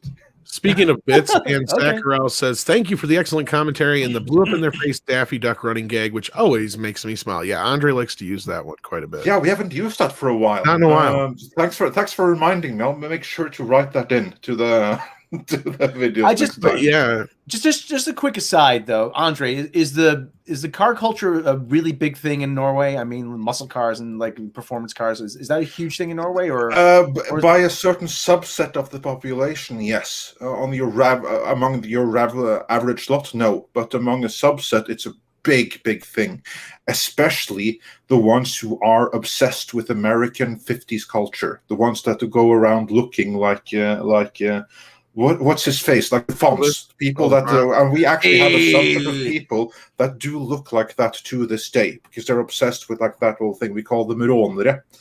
And to them it's everything. So yeah, this is what Jeff shared with us here. This looks like there's a bunch of we all knew it was her all along. I don't get why that's such a joke. Yeah. I looked at this and I rolled my eyes a little bit because this is what they're gravitating towards. This is what they have. You know, you got to merchandise every property. I understand that. But WandaVision doesn't have a lot of action. It doesn't really have new characters for action figures or high-end collectibles. No one's going to buy a Catherine Hahn doll, but they'll wear this stupid shirt because of this catchy song for a minute long. Yeah. This is like buying a jersey from your favorite football team, but you're buying a member of the practice squad. Why is this popular, though? I listened to the song. It's the Munster song is actually fucking it's an earworm. Like that lick. I listened to this morning. I'm like, I wanted to shut the fucking thing off. Unlistenable. I didn't like it. I don't know what the fuck. Maybe it's just me. No, it's not. And before anyone likes to throw the old man yells at Cloud joke at Tom, like seriously, Marvel is somebody who has grown with this. I was in college when Iron Man came out, and I've been, along with this. They're shifting to it's almost like what a company does when they want to sell, like instead of making regular video games, they want to make Candy Crush Saga because they'll get a shitload of people to play it on their phone, but it's kind of a bullshit game, and it's like that Diablo game they released like a year ago or whatever it was. Immortal or whatever it was. I am so out of the loop on anything PC related. I don't know anything about it other than it caused a bunch of big controversy because they had a big to-do at like this Blizzard announcement, and it was like, wait, we're not getting a new Diablo game. It's just Diablo on your phone, and everybody booed them at the whole fucking conference. For that I remember, yes. Jeff, put that picture back up a second. The Agatha one? Yeah, just put that back up if you can. I'll get it. Just because there's a very important thing I think we're missing. Actually, hold 1 second. Let me look up because I might just go to get you the actual image. Yeah. Because, like I said, there's something important that's going on. Like I said, we're dealing with the practice squad now. Oh, look who's wearing it. Women. The MCU is coming, folks. They're committed to it. There's no backing out now. Well, I don't know. Look, I've said this before. I'm sorry, Jeff. I'm just not saying I have nothing with women like in Marvel Universe, but you know what? They liked it. The ones who they liked it before you started changing it. Oh, dude. When I was in college, they always taught you in classes, you advertise and market towards women because women buy more shit from TV and stuff. That's what they teach you in school. Not anybody on the internet wants to say it's sexist. Just deal with it. That's the fucking proof. Anyway, that is what they're always going to do now because the good characters, the stuff that people can really sink their teeth into, have either stepped away or dead. And so to me, a show like WandaVision, this merchandise, it just kind of feels desperate. Like, this is all we can do right now. We're scrambling. Like, they can't use COVID as an excuse. They can't use anything as an excuse outside of, this isn't the most universally loved Marvel property. It's kind of causing a schism. Like I said, it's the practice squad now. This is the practice squad. Yeah, well, and even though this show is, you could tell this show is aimed towards women to begin with, which I have no issue with. And I actually got into it after a while, but after this mistake that Disney made, on top of, from what I've been hearing out of the show, I'm in no hurry to go back to it. Tom, I will tell you this, even as somebody who's, I tell the audience, if you want to boycott Disney and cancel Disney Plus, that is all in your power. And I tell the people, if they don't want to, I'm not going to judge you either way.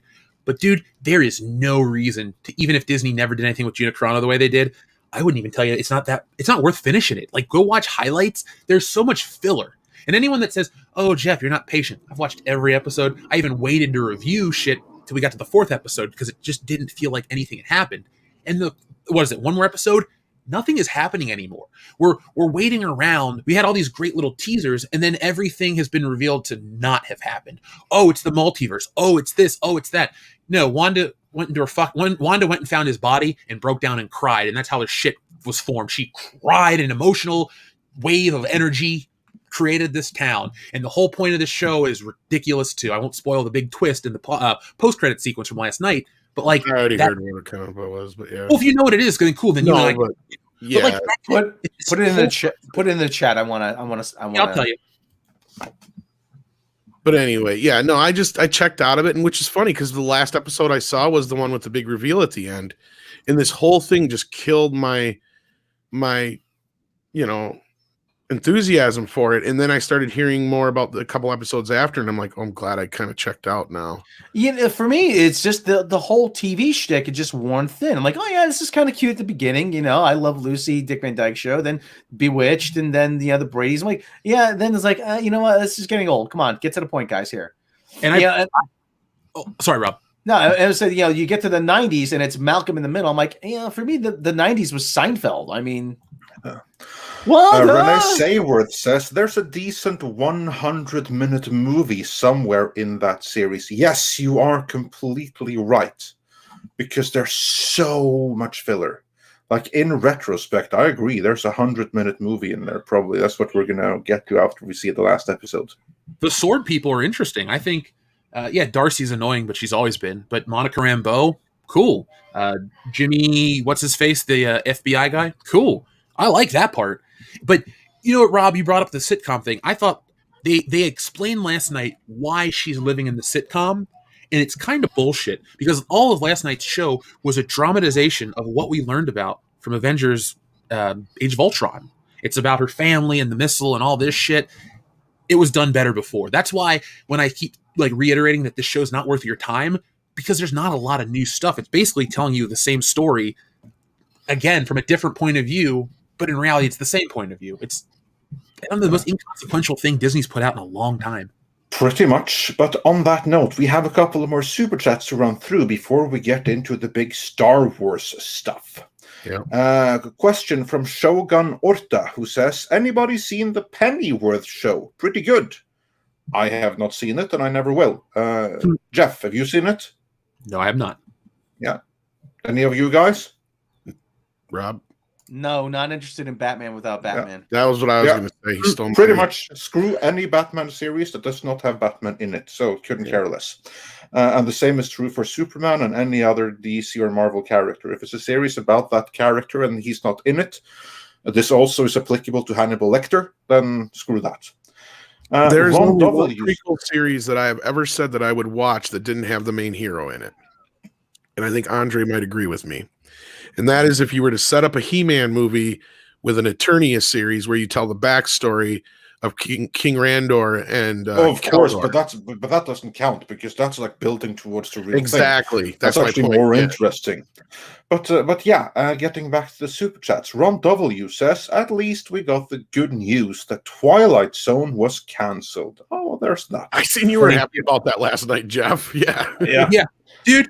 I won't reiterate the point because I don't want to derail the show, but what that show represents, I hate. And if you want to hear my long spiel, go listen to last night's podcast. I cheered. That's all. He ripped it apart last night. So yeah, definitely I suggest you check that out. But speaking of going over to World Class Bullshitters, in about 30 minutes or so, we are going to be heading over there and continuing the show over there. So don't forget, folks, our lovely Wrench supporters out there, like Mr. Tickle Trunk and all them, are sharing the link periodically. So do park up over there. We're going to head over there, and we're going to try and get all the super chats in before we go over there. And if we don't get them all in, we'll either do a square up or we'll try and grab them right away over there. If that's cool. No. What we'll do is we'll just wait till they're done. And then we can do that. Okay, we can do that. All right. Yeah. I just didn't know if you had it originally timed or not. So then the audience is into the show. Yeah, exactly. And then Jeff, then of course we're gonna have to do the start off with the Star Wars stuff before we move into what else you have planned for us when we get that far, depending on what we do here. Storyman Jack says, we need to convince all the creators not to sell the creative control over their creations. Until that happens, we will be complaining forever. Yeah, here's the thing, though, that's often the requirement for getting the thing made in the first place. And Alpha J 3.0 says, here's a reminder to #cancel Disney Plus. Thunderstorm says, elderly Jewish Shaft woke it. John Apocalypse wonders, has anyone seen Superman Man of Tomorrow, the animated one? I have not. Have you guys seen it? No. Let me try. I think I have it, but I haven't watched it yet. It's brand new, so yeah. And Kyle Dawson says, know this, beware of Batman anime is so based. Adrian Reynolds says, I'm almost certain that there is a black Superman in canon. Blue and black outfit from Earth 23. That may have been sent in before you guys brought him up, right? Yeah, Valdaz is the black Superman. Yeah. And Randy Wackenfeld says, this will be DC's attempt to recreate the cultural event that was the Black Panther film. I predict that it will not have a similar impact at all. Yeah, we brought that up on screen. Yeah. Were you going to say something, Jeff? No, I was just responding to something you guys said. Don't worry, just keep going. Sorry. Oh, okay. Yeah. Rush Patel says, Inside Amy Schumer sounds like a porno along the lines of Inside Ginger Lynn. Sounds like a porno I don't want to see, that's for sure. Yeah. No. Rob, can you recommend Inside Ginger Lynn? Because I take for granted you must have seen it. Yes, and Inside Nina Hartley and Inside Nikki Dial. Are you kidding? He has an audio commentary for it on his channel, probably. No, inside Raquel Darian, inside these ladies. Yeah. Indeed. And Ron W says, for $9.99, thank you so much. J.J. Abrams is a parasite. He goes to properties, gets paid, and destroys them. As Nerdrotic has said, people will be wishing Zack Snyder was still doing Superman. Yeah, I find myself wishing that already. Master Clockwork says, I'd rather get a Red Sun live action film. That'd be something. Needs a Witch says, I want a gay Frodo/Sam bromance. And yes, if any SJW is reading this, it's meant cynical. Be careful with you already got that, though. Didn't you see the end of Return of the King? Yeah. And Storyman Jack sent us a $5 super chat with no comment, so either it was a donation or the text was taken away by the bots in either event. Thank you so much for the support. Stillwind87 says, why couldn't they give us DC Comics icon character movie and thus get your diversity, etc.? No tokenism. Yeah, we should be so lucky. Fixie Clary says, the law of narrative causality. Things happen because the plot says so. Loki07 says, for $10, thank you so much.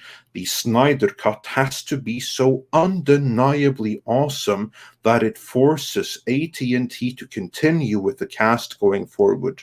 I know not everyone loves Snyder's work, but he is our only hope right now.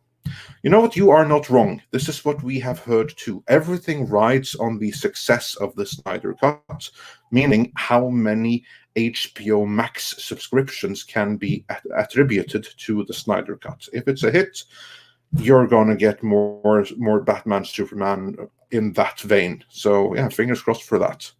The Festman93 says, not liking the sound of this new reboot. If Cavill walks, I hope he has a good career. WB will screw up again, I think. Rest in peace, DCEU. And Christopher Tock says, WCB, you would appreciate this. Purchased a dozen Rose Ticos for $20 and send them out as gag gifts this Christmas. Hail, Midnight's Edge. Oh, hail. Yeah, did you? That's pretty funny, isn't it, Jeff? Yeah, I respect that game. I'm a little jealous I didn't do it this year. Next year, guys, and I mean all of you on the panel, expect a stocking stuffer. Would you prefer the Rose Tico in the 3 3/4 scale or the Black Series 6 Rose Tico? Because everyone's getting a nice Christmas gift this year. I have like 60 of them. You're making me choose. Fine, you look it. You're a good friend. You've helped me out a ton in my life. You get both. Oh, yay! And we only have a couple of more to go through, and then we're going to get into Star Wars. Yellow Flash Stephanie Yanisek upset about Superman, but anyway, yes, continue. Stephanie Yanisek, Smuggler's Cantina, says Jeff sounded like the Hillside Strangler. You. Thank you, Stephanie. So, freak people out. Yeah. Plumber's Butt Crack says JJ, the franchise killer, will destroy Superman. Poor Henry Cavill. So, yeah. And Randy Wackenfeld says, eagerly awaiting the SNES cinematic universe. Well, yeah, I guess there's a couple of good things in there. Yeah. And Al Manuel 0311 says, I would like to have a Fandom versus Comics Menaces Collide fighting game to be developed for the consoles. Hail Fandom Menace, hail Comicsgate. Indeed.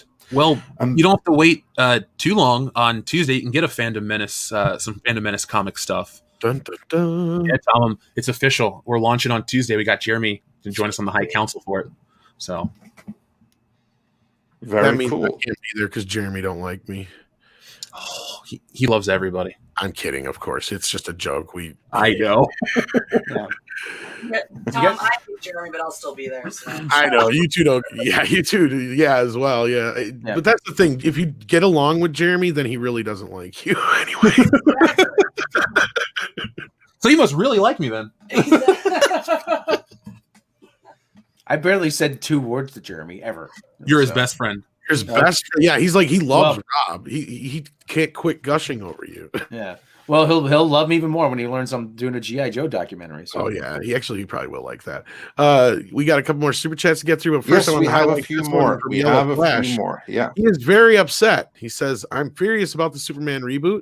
They hired a man who mocked the people who died on 9/11. He called first responders trash. He is disgusting." I'm assuming he's talking about the writer, correct? Ta-Nehisi Coates? Yes, I don't think JJ ever said anything like that. But Ta-Nehisi, I've never heard anyone I can't link it, but I'd believe that. I have to research it, but I could believe that. Yeah, that's a few people in the chat seem to remember that. Yeah. So yeah, that's a pretty far distance away. Boy, we got everybody here today. The American way. We got Mr. H. We got Comics Division. We got Yellow Flash. Everybody's hanging out. Whoa, nice, very nice.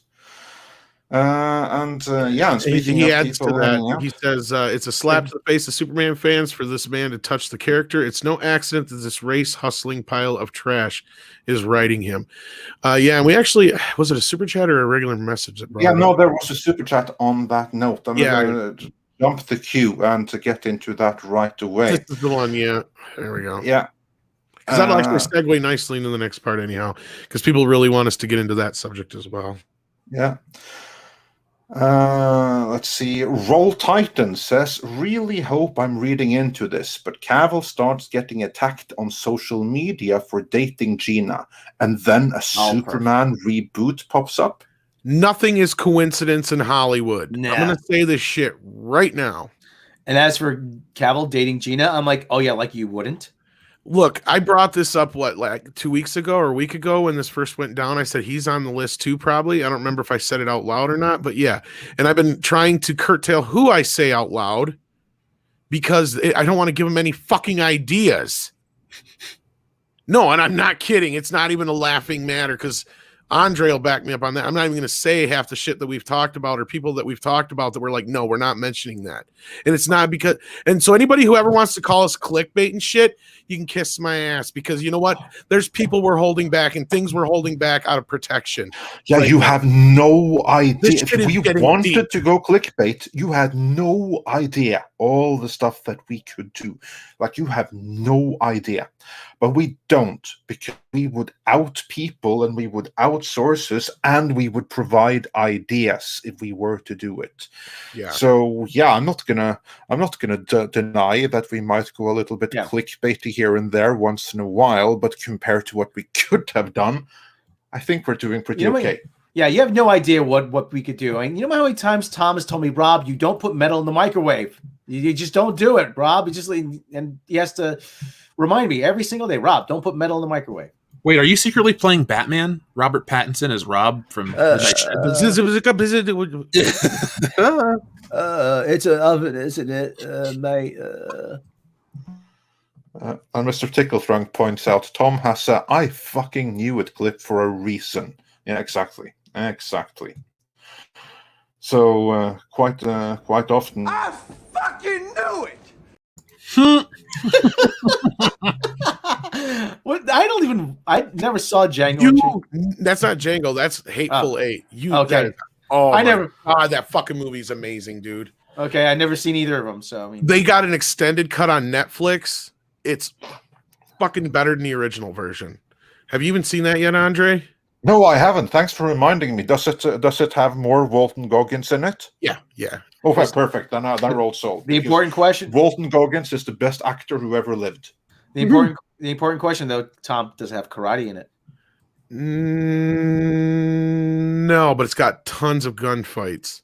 Okay, that's a good substitute then. One of the best bits, though, and not to give too much away, is like there's this one dude named Mexican Bob, and he's there, and Samuel Jackson's putting shit together, and he goes, one thing I know about Minnie is she used to have a sign on that wall there that said no dogs or Mexicans allowed. And he looks right into dead Mexican Bob's eyes, and he goes, and she took that sign down, and do you know why, Mexican Bob? He doesn't answer, and he goes, because she started to allow dogs in here.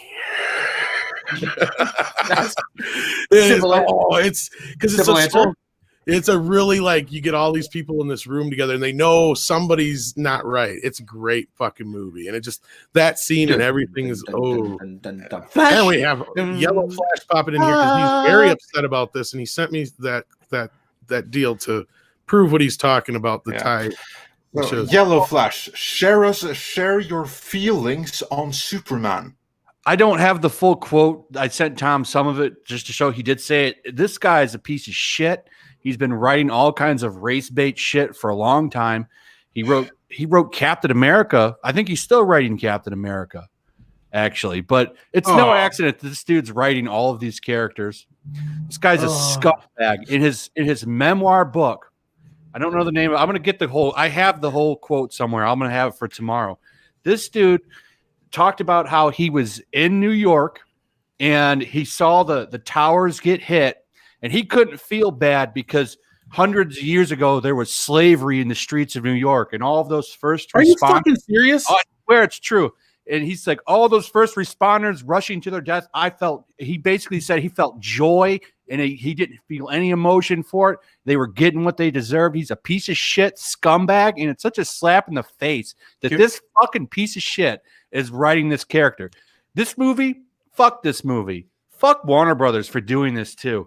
A bunch of steps back after that show we watched, and now we get this announcement. This is bullshit. Can we get the hashtag fire Ta-Nehisi Coates trending?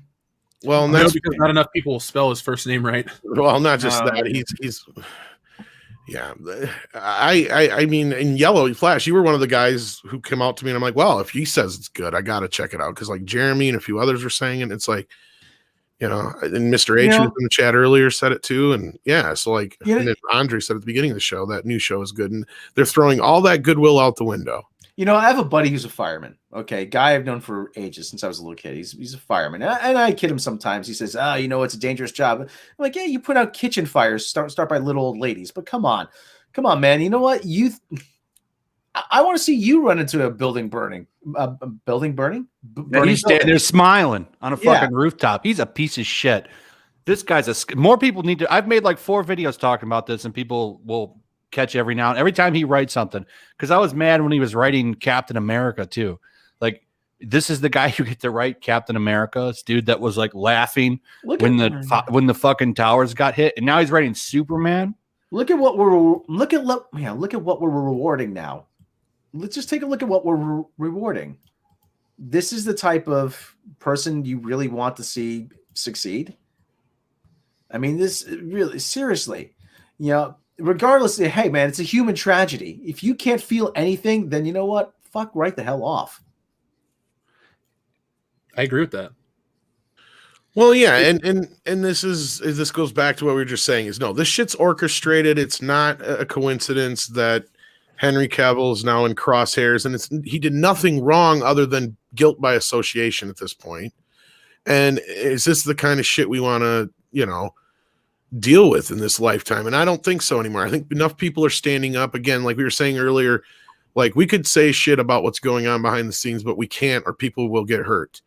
And we've seen enough. I've had enough. I don't know. I remember exactly how I put it to Andre, but like, if KK is ready to burn this shit on the way out, I'm ready to burn this shit on the way in. I've had enough. Like, I'm ready to come in and just blow some shit up. It's like, I wish I could say half the shit we know right now. Hell yeah. This is orchestrated. This is what we've been trying to say. And people have been misconstruing and misconveying everything with the whole, I've been calling it a Cold War at Lucasfilm, because it is. It's more of a Cold War because it's getting larger now. It's come out in the open now. It's almost a full-blown civil war. And what people don't understand, and what we've been trying to drill home all this time, is it has everything to do with this fucking politics crap. You have one group at Lucasfilm where all they want to do is push shit like the High Republic. That's all they want. As long as all they want to do is political propaganda, basically. Exactly, political propaganda. That's all they want to do. They have no love for Star Wars whatsoever. They only see it as a means to brainwash the youth of America and the world. Mostly America, because honestly, Star Wars is dead in many places in the world because of the sequel trilogy and their actions.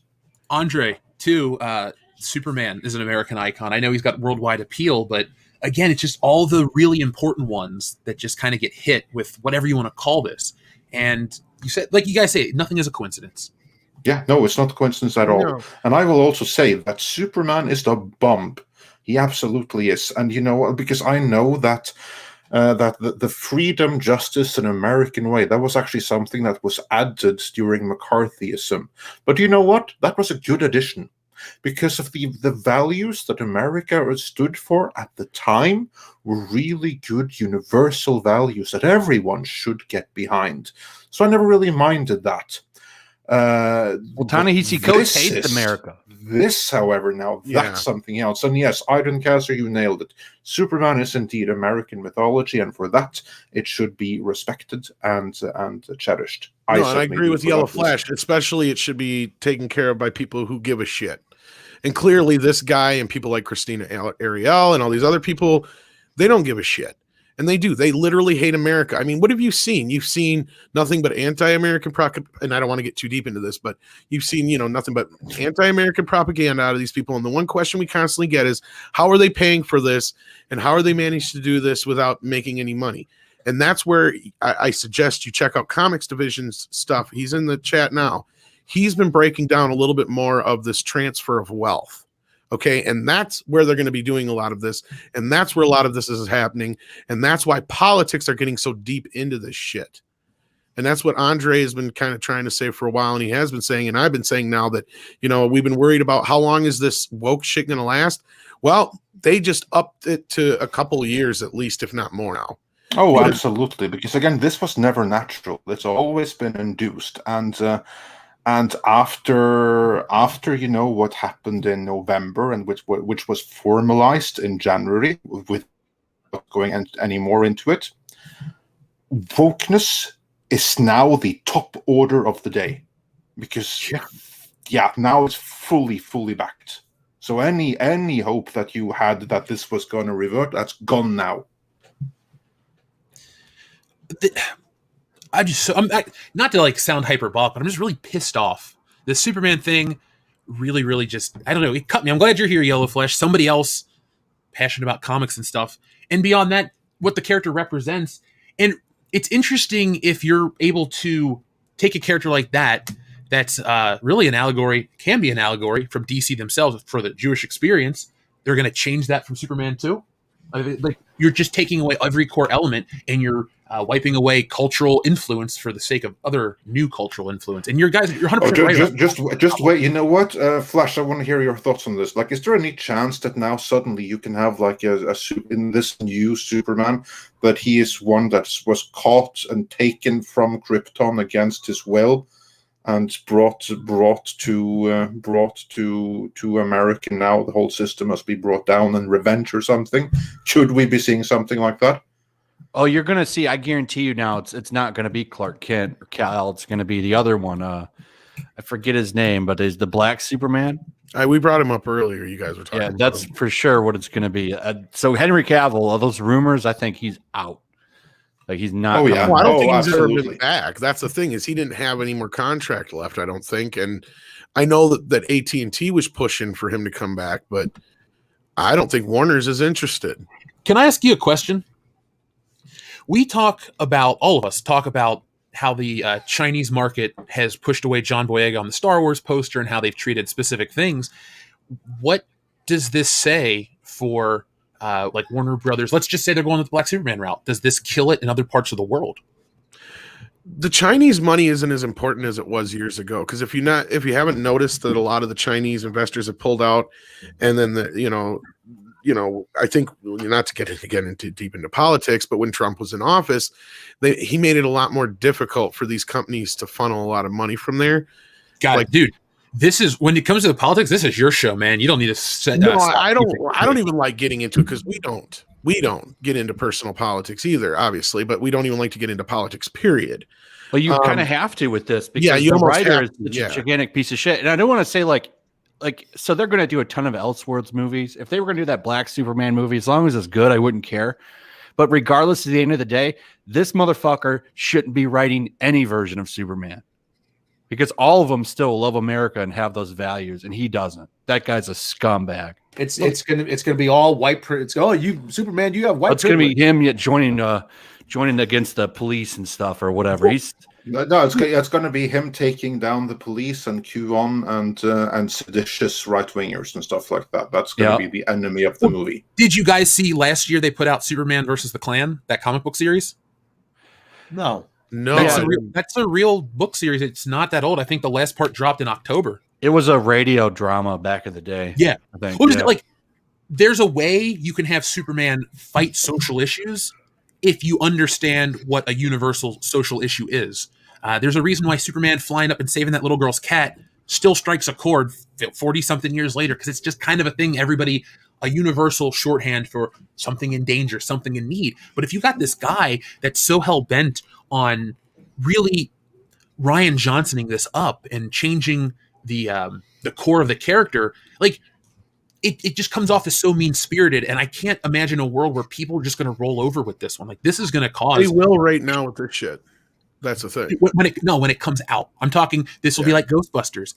There's something to be said about the old seminal franchises. There's so many old school fans, and there's so many people with money that will drop it on these things. And like, when it comes down to it, they can't afford to alienate those people. Like, they'll tell us they can afford to alienate the shit, but with all these weird precarious things hanging in the balance of HBO Max, streaming services, what we're going to be able to use for rights in the future, like, you're basically building a house of cards, and this is a huge fucking weight that you put in the middle and kill it. Like, not only that, they're repurposing. Again, this is the typical shit they do. They're repurposing a story that already had elements in it that they could have just exploited, as it were, because, as we pointed out, first of all, it's a Moses allegory, but at its true core, Superman is an allegory for the immigration story in that era. the people that came to America with the American dream. Mm-hmm.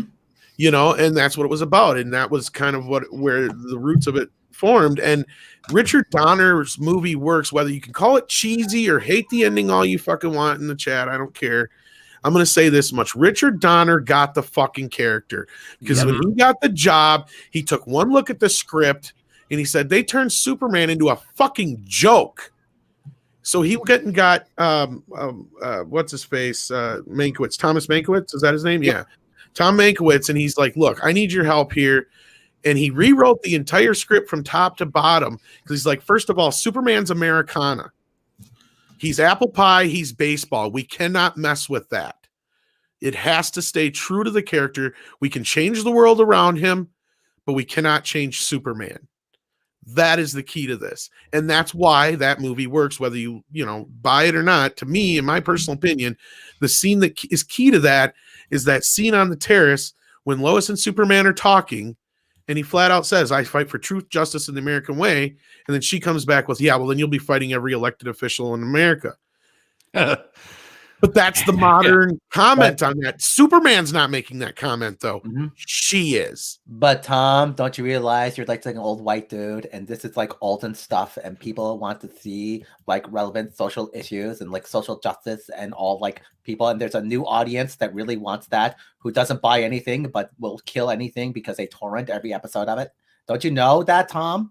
Did your hair? I believe that they are called Twitter stans. We make a point of that. Don't you know? Don't you know? Social media engagement is more important than money now, Tom. Don't you realize that? You're just an old white dude. Well, yeah, and then of course you look at all this stupid. The political part of it, though, is what has this side tried to push? America's bad. All white people are racist. We're such a horrible society. You know what it is? You know what it's going to be, though, Tom? It's going to be, you're going to have a black Superman, and you're going to have Michael B. Jordan playing Superman, and he's going to be targeted by the police and the government. He's going to be persecuted. That's what it's going to be. That's what it's going to be. The government is going to try to kill Superman with kryptonite. And Rob, you know why that's going to be some bullshit? They don't trust him because he's black. Exactly. Henry Cavill Superman was just distrusted by the military and the government and society in Man of Steel in 2013. So I'm going to be the first person in line to go, look, this allegory that you're trying to pull with Superman, it works if he's black or white because he's a fucking alien. He's an unknown entity. It's not, Superman is not any kind of allegory about But don't you realize, Jeff? And to those who came in late and who are wondering what Superman movie this is we're talking about, well, it's J.J. Abrams' recently announced Superman movie. That's called Superman Bankrupt Edition. But don't you realize, world class bullshitters, that I want to see someone who looks like me on screen because I don't have representation, even though I make a small part of the audience and I don't buy anything. Well, don't you understand that? Let me tell you, person out there, I make up an even smaller percentage of the audience. I look like no superhero, no comic book character, not James Bond, not Marty McFly. Love him to death. I'm so tired of living in a world where, we have to be able to identify with the characters based on their looks. Look, you have a society of dumber people because of bullshit. The last, 20 to 30 years, everything gets easier and easier. The barrier for entry, it's offensive to have a barrier for entry for even a university these days. So it's just all part of this big picture, and it all sucks. At the end of the day, we all lose. That's what it is. Like, you walk away, nobody's happy. I love the point you were bringing up, Jeff, because I made that same point the other day when they announced Supergirl, because a bunch of people were freaking out about her being a Latino actress, and I'm like, it's an alien. Does it really fucking matter that much? And I've made this point with Rob. I don't really care so much about changing the race of the character. Hell, what's his face? Dean Cain is half Japanese or quarter Japanese or some shit like that anyway. So it's not like we've never had a mixed race Superman before. I don't have a big problem with that. But the problem I have here with this is the virtue signaling they're going to do with it. That's the problem I have with it. The race of the character, if it goes back, I would think I was watching a Comics Matter video now, and if it's a root for the character, like if it's a part of the character, like Bruce Wayne goes back, his family's rich for hundreds of years. So it couldn't have been a black person because it was like what 200. Where does he go back? His family goes back to Britain. The Waynes came to the New World in 1635. Yeah, so I mean that just doesn't work. Like if it's not essential to the character, then You know, I mean, it is what it is. As long as it's good, I don't care. Yeah, and But- Superman, you can make that argument because he's an alien, as we pointed out, but we all know he's adopted in the story as well. So like that part doesn't really matter as long as the Kents are there. He's raised with the same values, and he's the same character. It doesn't really matter what color the character is. That's not the point of this, though. The point of this, though, is they want to change it, like all of it. That's the problem I'm having. In which case, why not just make a whole new character? Yeah, it's not being done with like good reasons. It's But just don't being you done, know it's important being done to, to be woke and to make a bunch of people on Twitter happy and to social engineer shit. That's what it all is. Right, and that gets us back to the main topic, which is Star Wars, because this is the same exact thing that's happening at Lucasfilm. What you're seeing over at AT&T against Warner Brothers is the same thing that's happening over at Lucasfilm indoors there, and what you have is people that were either just not on board with this idea to begin with because they don't give a shit and they want to tell Star Wars stories, or they've been with the company long enough that they're, you know, whatever. They've gotten to this point where, you know, there's this group that's like, you know, we just want to tell Star Wars stories. We don't give a shit about all this other stuff. But Kathleen Kennedy and her crew, nope, that's not the case with them. They're doing this thing that we're talking about now with the Superman deal. They are in there trying to orchestrate this entire thing from the start, as Andre will probably take us back around to now. What does a gambler do when they're on a losing streak? Double down. They double down. That's exactly what they're doing. Speaking of doubling down, we have some Star Wars stuff we're going to cover. But before then, we have a couple of more super chats to run through. We're a bit behind, but that's because, again, to those that are just joining, we had the JJ Superman announcement just come. So obviously, we're going to have to spend a little bit time on that, regardless of what's in the thumbnail. Is we've been reporting this for a while was going to happen, right? Like, I'm surprised. We're still surprised. Did you know Ta-Nehisi Coates was coming on board?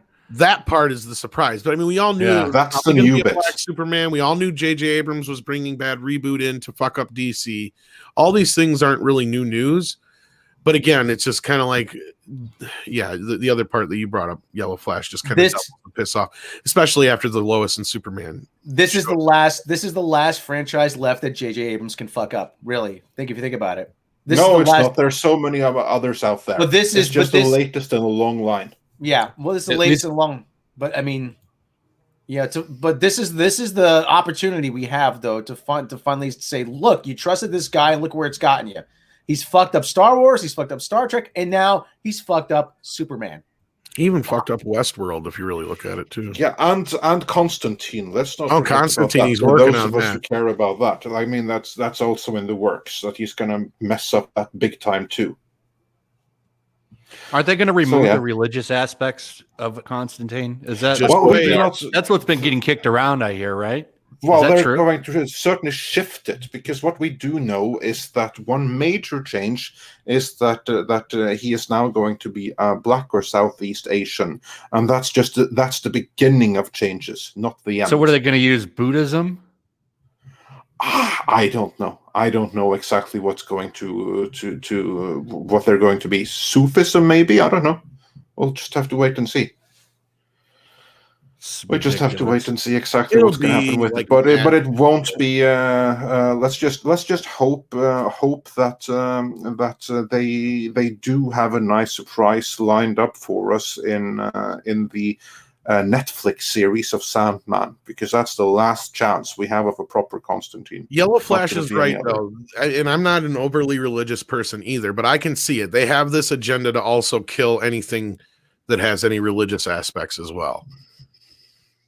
That's another. Yeah, that's been a thing too. Let's take all the anything with any type of reference to Christianity. Let's rip that off there too. Yeah, indeed. But yeah, before we get into Star Wars, we have a few super chats to go through. Mr. Anderson sent us 16 Norwegian krona of beer money, and he says, en øl til Einherjaren. Oh, tusen takk. And then he says, and keep up the good work, folks. Have him share. Indeed, I will.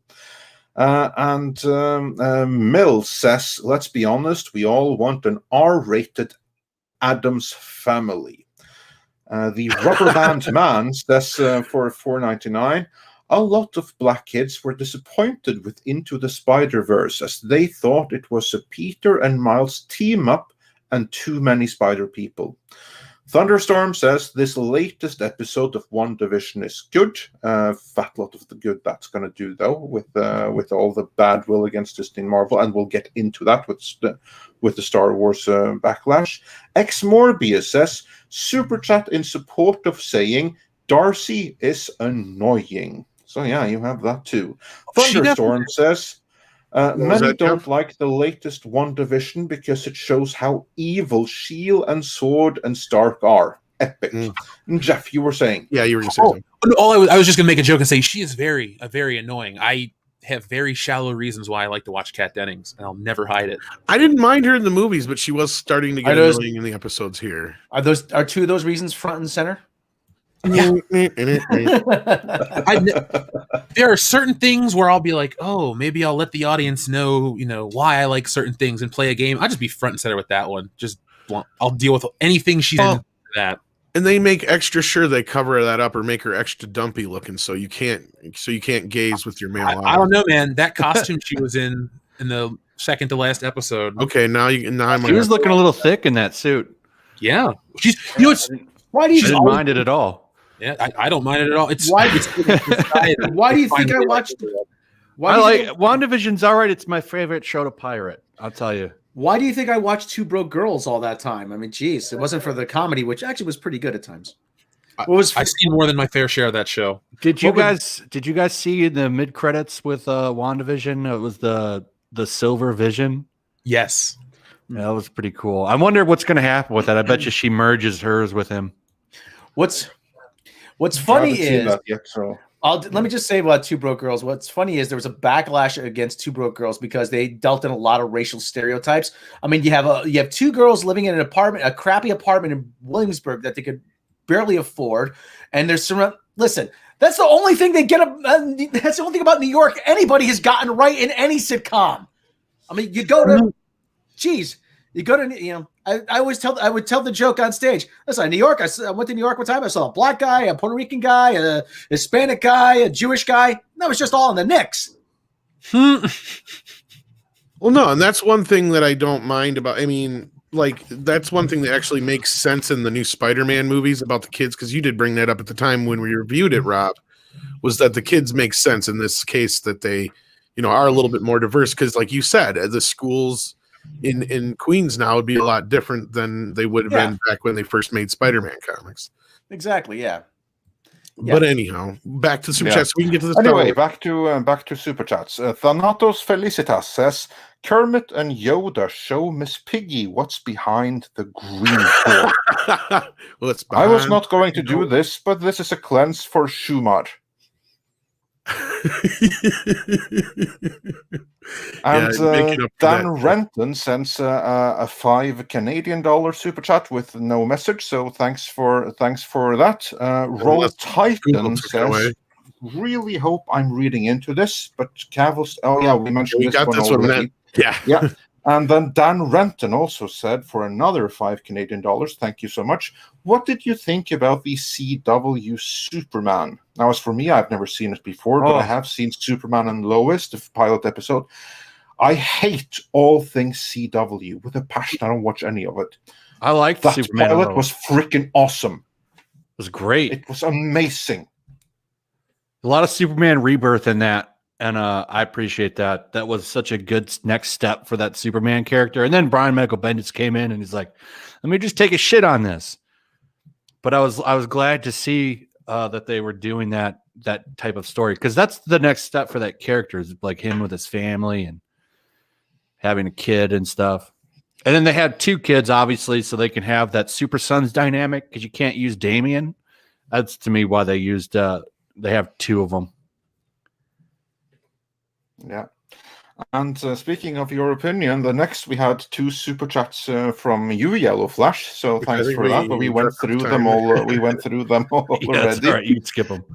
Yeah, and then, but thanks for the support in any event. And we're so glad that you could join us live today. I have to say, it's an honor to. We've been trying to get you on for a while. He knows too. It's like, it just happens to butt up with his schedule. Yeah, and Zero FPV says for €2, anyone remember Captain N, the Game Master? Yes. Oh, yes, I remember Captain N. Yeah. Oh, you do too, Jeff? I thought that was a little before your time, but cool. Oh, they ran that up into the early 90s. So I remember watching that, playing with my little Nintendo Zapper, acting like him. Well, there you go. And then Uberman says, if Coates tweeted those things, he must be exposed. This is an attack on an American icon. It's in his memoir book. I'll have all this Saturday because we're gonna go over it when I do my live stream. It's there. I'll get the whole quote. It's in his book. I forget the name of it, but it's just him going through his life and stuff. And it's all in there. It's like 2 pages long of him talking about 9/11, and it's disgusting. Yeah, about how amazing he felt then. Yeah, that's pretty disgusting. And Peter Noble sent us a £1 British super chat with no message attached. So either it was support or it got removed.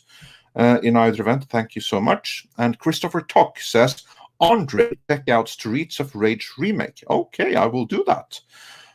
Mitch Thibault says for $20 Canadian, thank you so much.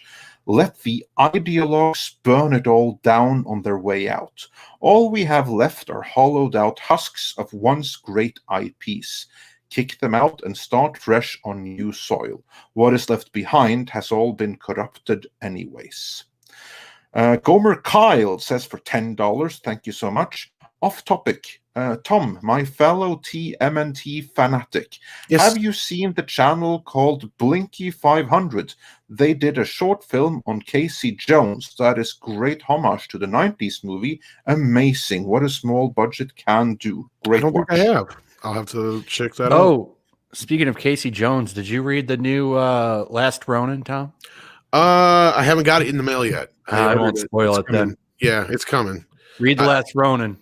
I did finally get to read the first one though, but I kind of predicted correctly who it was. So, yeah. And nobody told me. Nobody spoiled it for me, luckily. So, yeah. And Delanta Harrison says the question is who owns the industry, because this is un-American way of life. So who is damaging our reputation? I would love to answer that, but I'm not going to because that would get Midnight Edge struck down. Yeah. So I'll refer you to other places for that. What did you say, Yellow Flash? I was going to say, it's follow the money. Yeah, pretty much. Follow the money.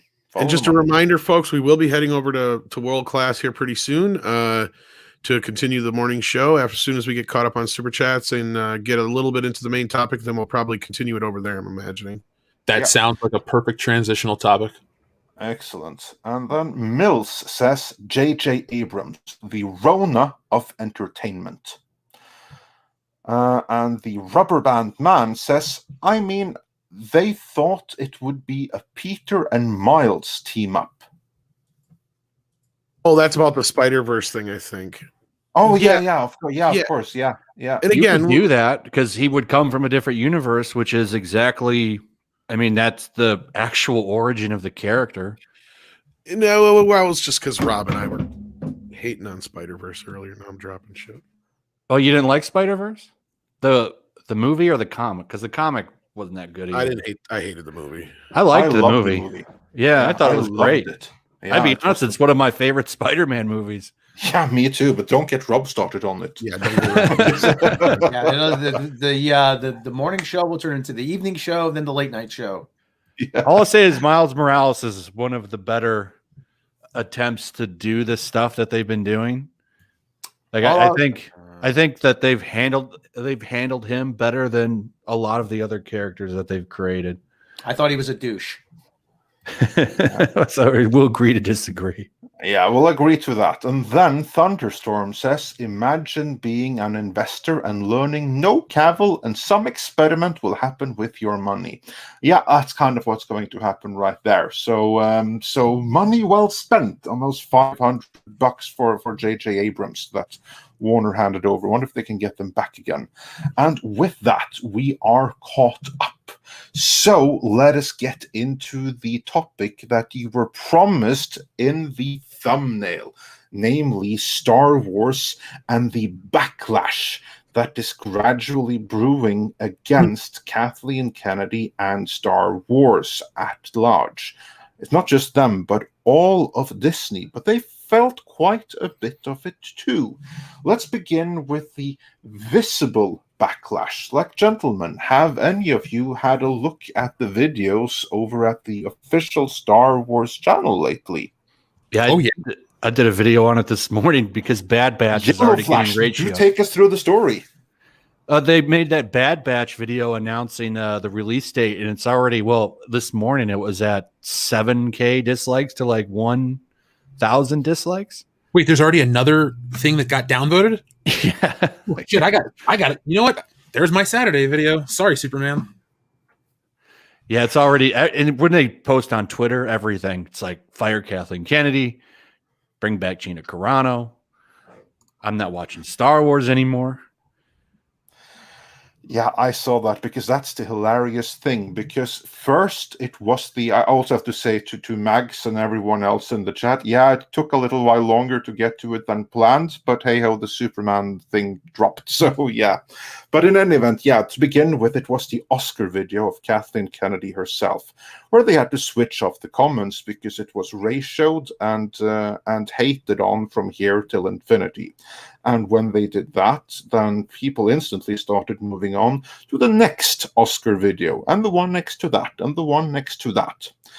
And then, of course, people noticed that there is this Star Wars YouTube channel that has 2.3 million subscribers. Now, I can only imagine that many of those subscribers must be at Indian click farms or something like that, because we get far, far more views on our Star Wars videos than they get on any of theirs.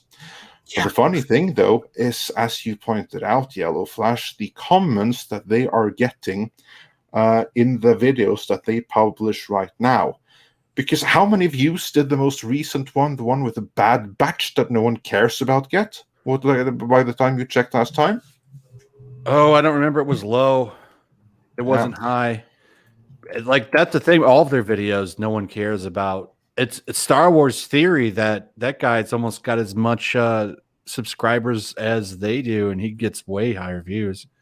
Yeah, let's see, it's at way higher views, and we have a fraction of their subscribers. It's at 38K right now. Yeah, and the funny thing is that, yeah, I went through the comments and I didn't see one comment, not one. I scrolled through it for like 5 minutes and I couldn't see one comment that was actually about the topic at the video or showing any kind of interest about the Bad Batch. It was all fire Kathleen Kennedy, bring back Carano, and also many quoting this amazing quote from Gina Carano. What was it that she said? That they are trying to destroy people with lies, but they can themselves be destroyed with the truth, or something to that end. So that's pretty hilarious. So you have backlash that way. That's one thing. And then, of course, you have like the larger backlash, which is against all of Disney, because every time they make an official tweet, something like that, everyone is now suddenly pointing out their, how shall we put it, their camps in China where people go to concentrate intensely. Catch my drift. So many people are now much, much more aware of the double standards of Disney than they were just 2 weeks ago. So I submit that the fighting of Gina Carano was something of a watershed moment. Not just her going with the Daily Wire, that only like dots the I, but just that is something that I think really caused a lot of people to wake up to the insanity. Yellow Flash, do you have any thoughts on that? I just think it's great how much this has burned down Kathleen Kennedy's Star Wars. I don't think that they knew that this was going to happen. I didn't think that they thought that they were going to get the backlash that they've been getting. They thought it was just going to roll over. I think they seriously underestimated how many people love her. And it's funny, they should have known that, considering how well her merchandise sells and the interaction that she gets on Twitter. And they didn't bother to track that. They just tracked that hashtag. Well, let's Jeff, just say your that thoughts on. Yeah, don't carry on, Tom. people knew how popular she was, and that's one of the reasons why she had to go. What gets in the way of that argument? They're all a bunch of women haters. Yeah. You know, How can't can say we- that. Oh, how can we hate women if we love Gina Carano? Well, not just that's kind of part of it. Is she's not Ray. Exactly. Jeff, your thoughts on it? Well, you get what you deserve. The Gina Carano firing and the entire situation that follows and everything actually beforehand, because like I've said on the channel, her firing was really the end of that story, because this had been happening for many months, all the people going after her, and this is how that one ended. But now that this is happening, this sparks a whole new story. And in many ways, Gina Carano's story is the catalyst, actually the first act to a much bigger story. Now, I'm not surprised, because you have spent how many years? 7 years having the Star Wars audience, splitting it is what I meant to say. When you do more and more adversarial, stupid things, you keep diminishing that audience. We know through fucking proof from official license holders, there was no demand for these characters. Funko, a toy company who's bullshit, but they even said The Mandalorian is its own license and it's way more popular than Star Wars, to the point where it's cataloged differently. This was their shot. This was their thing. They literally ended on a high note with Luke Skywalker showing up, and everybody's mouths were agape. Everyone was so on board. Really, Star Wars kind of felt like they had apologized to us, and everyone's like, all right, cool, we're good to go. Then this is like you had a bad wound. You put a little salve on it, you try to cover it up, all right, cool, and then somebody comes up and rips it off. That's what this is. This is going to follow them forever. Like I said on the show last night, and I don't think it's hyperbolic to say there will never be another official Star Wars comment section anywhere across the internet that won't have someone calling into question Kathleen Kennedy's abilities as a terrible president of Lucasfilm, or bringing back Gina Carano, or something that went down. This is forever. This is a scar. This will always be on the Star Wars brand. Jar Jar Binks, everything else has now been forgiven. Rey, by comparison, has always been a terrible character. But she'd always been this representation of what they wanted to do with Star Wars, and they finally got something that fit every box they were trying to check with Cara Dune. But Gina Carano, they didn't like her personal life, they didn't like her personal views, and so they basically shot themselves in the foot, spending so many years trying to get what they want. They got it, took it away. Fans are pissed, and it's done. This is a forever thing. Yeah, indeed. Well, it is. and I don't know if it really would have mattered who played the part. It does, in a sense that we like her, but I'm saying whoever was going to be the most popular woman over there that wasn't Rey, I feel sorry for, because we also know that Gina wasn't the only one they've gone after so far, as we've spoke about, right, Andre? Yes, indeed. But carry on, Tom. And then or I'll take Rosario Dawson, of course, was one they were gunning for a while, and now they're back on. They still are. Not just her. They're gunning for everyone that's associated with John Favreau. Because here's like the thing, and this is something that we are going to dive a little bit more into in an upcoming video. Vertical Horizon says the mask gives off. Yeah, because what we have learned from our sources, Treat Us Rumor and all of those things, is you know, like the song that's been like going viral, it was Agatha all along. Well, in this case, it was Kennedy all along. And they are the ones that have been orchestrating the entire cancel Gina Carano movement. They are the ones trying to get the same thing going with Rosario Dawson, and they're watching everyone else associated with Favreau as hawks. There are other targets. We're not going to say who they are right now. Yeah. So because it all goes back to there. And someone wondered, have we seen the Doomcock video yesterday? Yes, we have seen it, and we basically can confirm the information in it. Kathleen Kennedy and company are delighted about the response. They are delighted about the cancel Disney Plus hashtag because they don't care about Disney Plus. They don't care about Disney's overall well-being. What they do care about is their own messaging and getting that through. And if they have to burn the entire castle down to get it, then that's a price they're very, very happy to pay.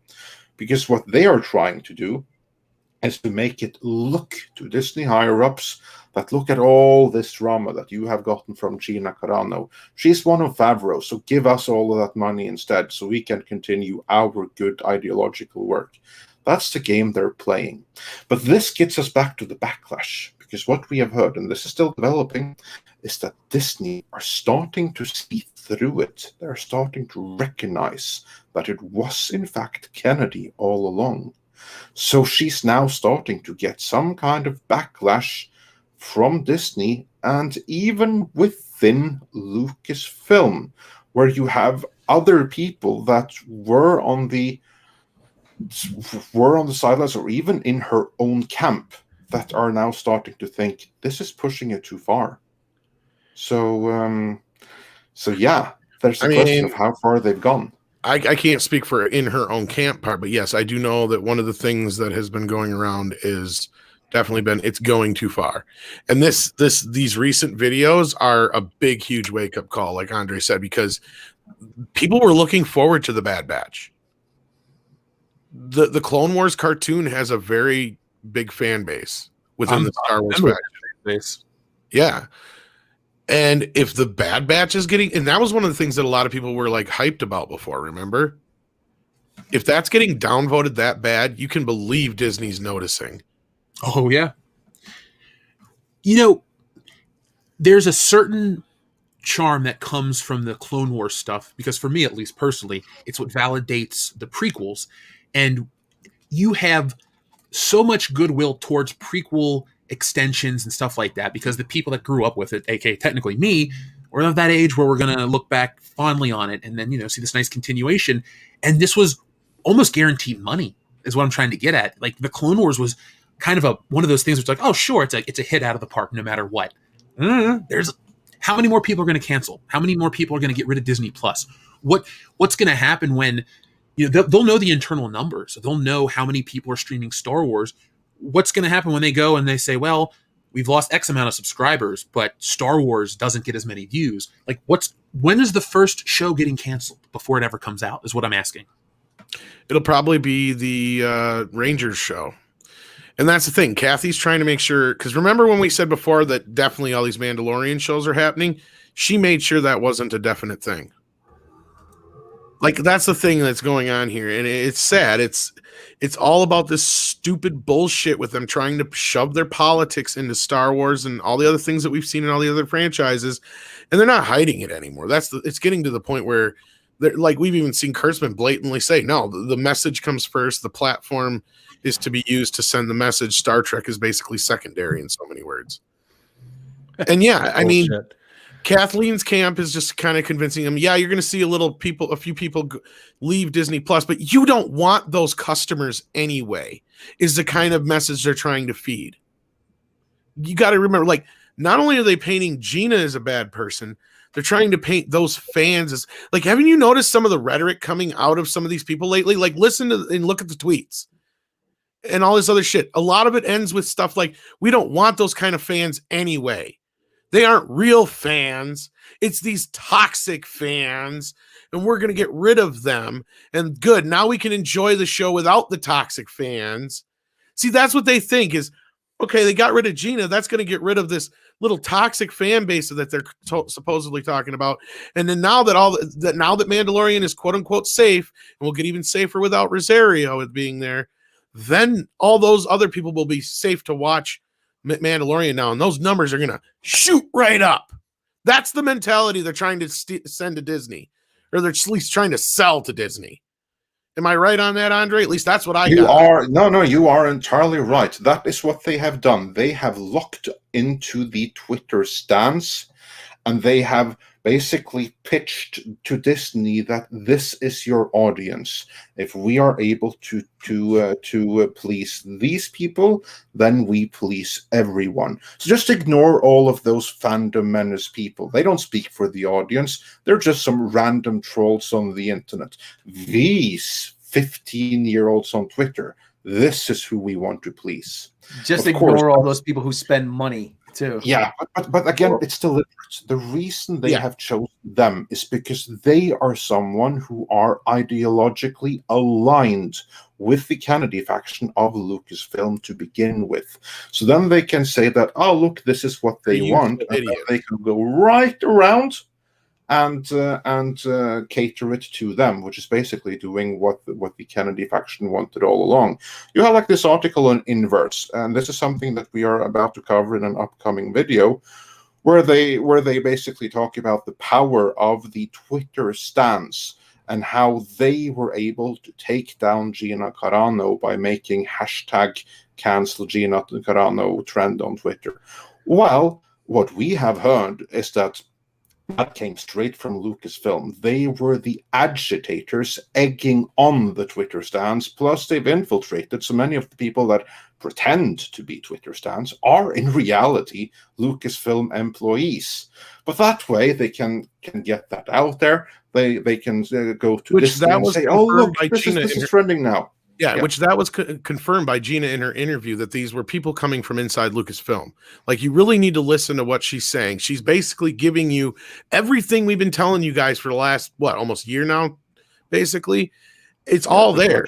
These fuckers they're just, that's all they give a shit about. But here's another thing that's coming up against their little fucking narrative. There's a whole lot of young people that have had enough, as Andre was pointing out before. And they're sick of being used as useful idiots. And I don't think they're happy with this idea that this Inverse article and these other people are pushing this idea that, all these are just a bunch of, these Twitter stands or these woke kids. No, they're not. There's a bunch of kids out there who have had enough. There's a bunch of them coming out online now. They've finally found their voice because of Gina standing up. They've been brought to my attention, and I'm not going to bring their names up necessarily here because I don't want them to get attacked, but just type it in and look for it. There's plenty of people who have had enough. After now that Gina's fired, they don't want to deal with it anymore. And these are kids. These are kids. These aren't fucking adults. These aren't 40-year-old white dudes. They're not fucking they're going way against their narrative now. This has gone way beyond anything. This has gone deeper. And this is where Kathy is, I think she's really fucking getting scared. Because if she knows that they're starting to see through this and that the Emperor has no clothes, then the shit's done. And not only is the shit done for her, then it's going to be obviously clear that she sabotaged this whole fucking situation where basically Jon Favreau had built up a lot of goodwill within the fan base. And then I want to get past some of the, political sides of this thing before we jump over to World Class, but we are going to be jumping over there soon. So I do want to remind everybody to catch that link as it drives by in the chat, because it's also in the description of the video. In the description as well. So again, so Andre and Yellow Flash, before you leave too, I want to get your feelings on some of this too. So go ahead, you two, and take it away. I'm going to shut up now. So. Yeah, I haven't heard any of this. Yeah, Yellow Flash, just want to have your thoughts on this and Jeff's before we to all transition over there. I haven't heard this about the they're happy about that hashtag and stuff. Oh, they're delighted. They're delighted by it. Because as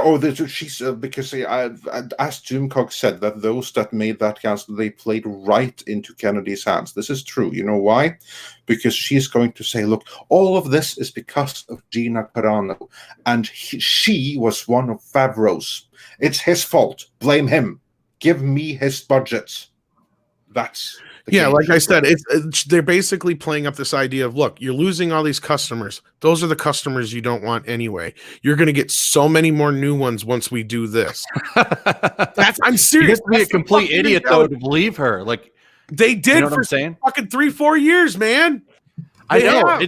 That's why I can't believe that she hasn't been fired yet. But they've also kind of been in a hard spot, because if they fire her, what's going to happen? the media is going to jump all over Exactly, it. and They that's say, "Oh, sexist Bob Iger, sexism, and all Disney taking strong women down. They can't do this. Why would they go back and look? Go back and look. And all the also, alt-right then you trolls. have the Twitter stands who they control, and everything that they're going to get trending again. Cancel Bob Iger, cancel Bob Chapek, cancel Disney, cancel Star Wars. We love Kathleen Kennedy. All of that stuff is then suddenly going to be trending. Yep. And go back and look at the stories right after cancel Disney came out. They were trying to basically paint the narrative that these people aren't really, there's not that many people canceling, and the ones that are just these alt-right trolls. Like, that's basically what those stories were trying to put out there. And I mean, Andre's heard tens of thousands of people. I've heard more than that have canceled. It's enough to make Disney notice.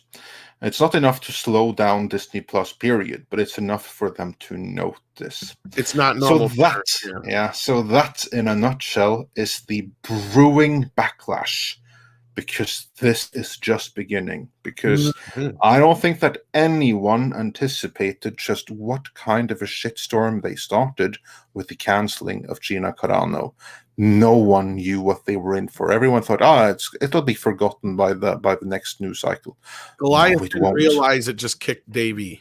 That's what happened. Yeah. And we'll get into more of that, I think, over on World Class Bullshitters, because then we can kind of get more into the Gina Carano. Yes, indeed. What we're going to do now is that we're going to go through the remaining super chats, and then we are going to transition over to World Class Bullshitters. So before you guys, Jeff, what were you saying? I'm just going to jump out and start my show while you guys are reading super chats. Okay, so go ahead and do that. Jeff, we'll wait. The first one is for you. The first super chat here is for you, so you can't jump just yet. Because Almanuel0311 says, for Jeff, who is Dion's favorite Space Marine Legion in Warhammer 40k? And who is his favorite Primarch? Praise the Lion. You'll have to ask him. He wasn't on the show last night. He'll be on the show Thursday, so you can ask him specifically. We don't really talk the only conversations we all have is either about our personal lives or the show, and usually the shit in our personal lives has nothing to do with entertainment, so we don't really talk about any kind of geek culture in that chat, mostly wrestling. So I'll ask him, or, well, he's on vacation, so Thursday ask him. I'd love to give you the answer. Oh yeah, that's right. I unsubbed from your channel because Dion wasn't on last night. I forgot. I know, right? We repress his voice or some shit like that. I was kidding, of course. Obviously, of course you didn't. But I know, for those out there who think I might have been serious. Yeah. All right. So Jeff, then thanks for joining us, and we'll catch up with you before long over at World Class Bullshitters, and the link for that will be on prominent display both in the chat and in the video description before we make the transition. But until then, we have a couple of more super chats. Delanta Harrison says for $9.99. Thank you so much. Why are they making all these changes with Canon? Definitely not to make money. It is to change what makes us so special as people. Different. Yeah, you're not wrong. And Lom Connor, he sends us a couple of super chats with no message attached. First $1 twice and then $5 after that. So thank you so much. And then he says for $5 with message, when things get back to normal, what are they going to do at conventions when people cosplay as Kara?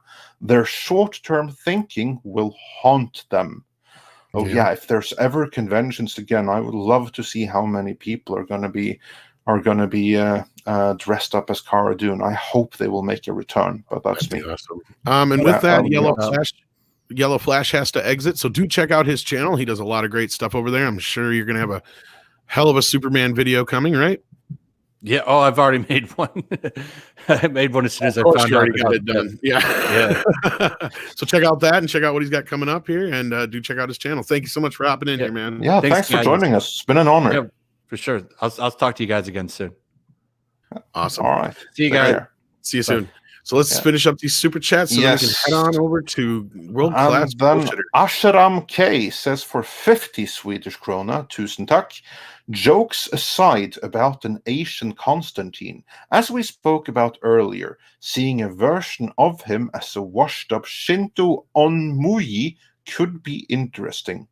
Now, I probably messed up the pronunciation of that, but that's only because I don't know what a Shinto Onmui is. But I'm sure it would be interesting. And then Valiant Renegade says for $5, downvote all the KK stuff. Great. But in order for Iker and Chapek to get the right message, don't downvote Filoni and Favreau stuff. Use a rifle, not a shotgun. Yes, I agree completely. It's important to be selective in your boycotting. Praxium says, I understand that this is likely an attack on Favreau and the Mandalorian because it's successful, but why haven't Chapek or Iger stepped in? Yet that is the question, and they both look worse for every single day that this is allowed to continue. Stephanie Janisek Smuggler's Cantina says, hashtag Team Favreau, support John Favreau and Mando. Absolutely. Mill says Kennedy's contract is up for renewal in August. Okay, so that's the time frame. That's going to be interesting to see what happens. And Stephanie Yanni says, Smuggler's Cantina says she's daring them to fire her. They should do it. Yeah, I agree. Do it.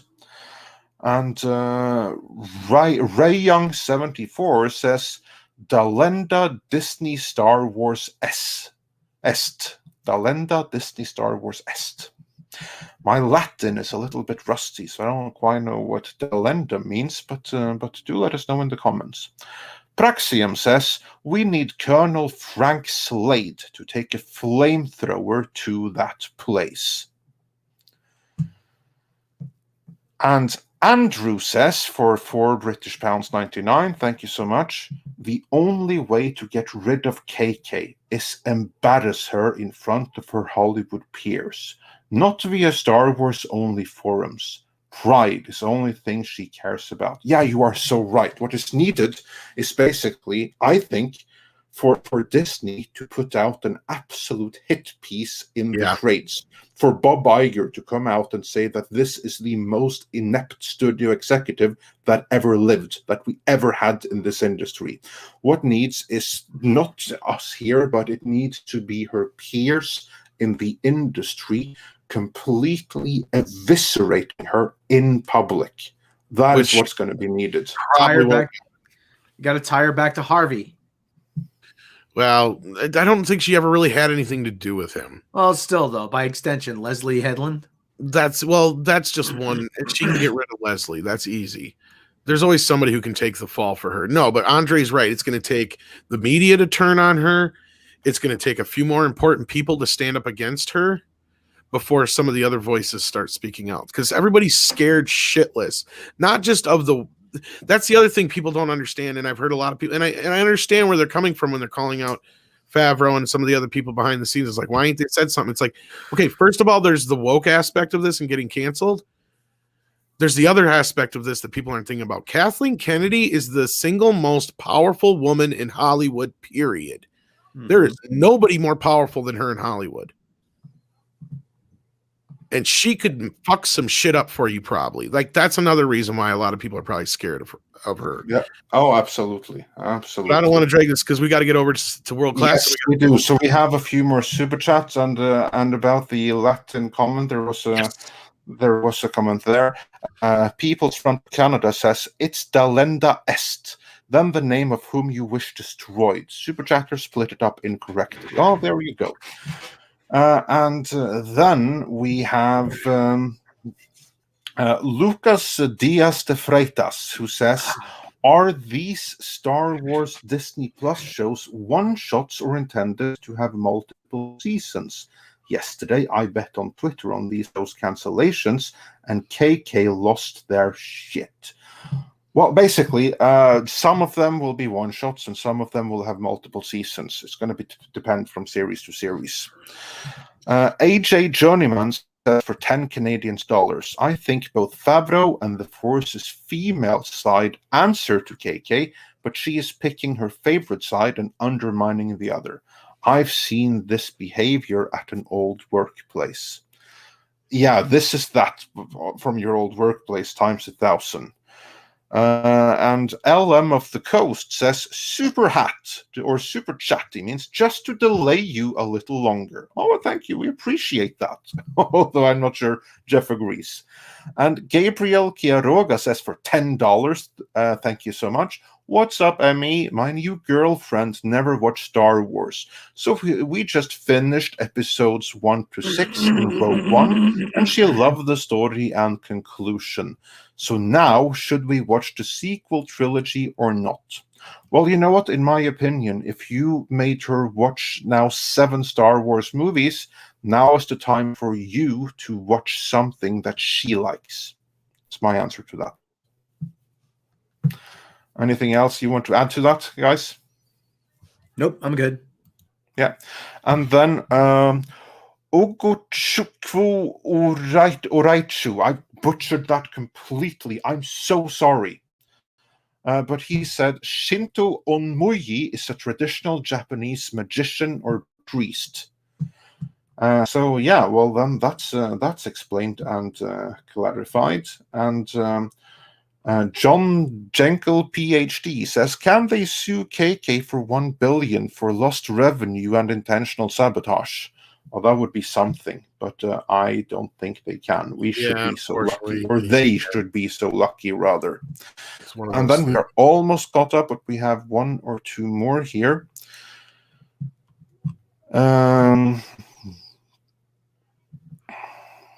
Blood Dragon also says that Shinto Onmuyu is a traditional Japanese magician and priest. Mills has more breaking news. No more Trek series until all shows end. Yeah, this kind of goes off of something I heard yesterday that may be true, and that was that was going along with what I've been saying for a while now, is that Kurtzman has very little to nothing to do with Strange New Worlds. And once we get past the current shows, he may be OUT out. I kind of heard something like that yesterday from another area. So yeah. We'll do a video on it, but praise Jesus if that were to be true. It kind of goes along with what I've been saying, but that doesn't mean we're out of the woods, though. That's what I've been trying to say as well, because it still sounds like Akiva Goldsman and his other minions are still going to be hanging around, possibly. Yeah, that's... We're not out of the woods yet, but we are fully caught up with Super Chats. So with that, so now is the time when we head on over to World Class so far. Yeah, and head on over to World Class Bullshitters. We'll carry on the conversation there. That is in the description. I'm sure we can get it up in the chat before long as well.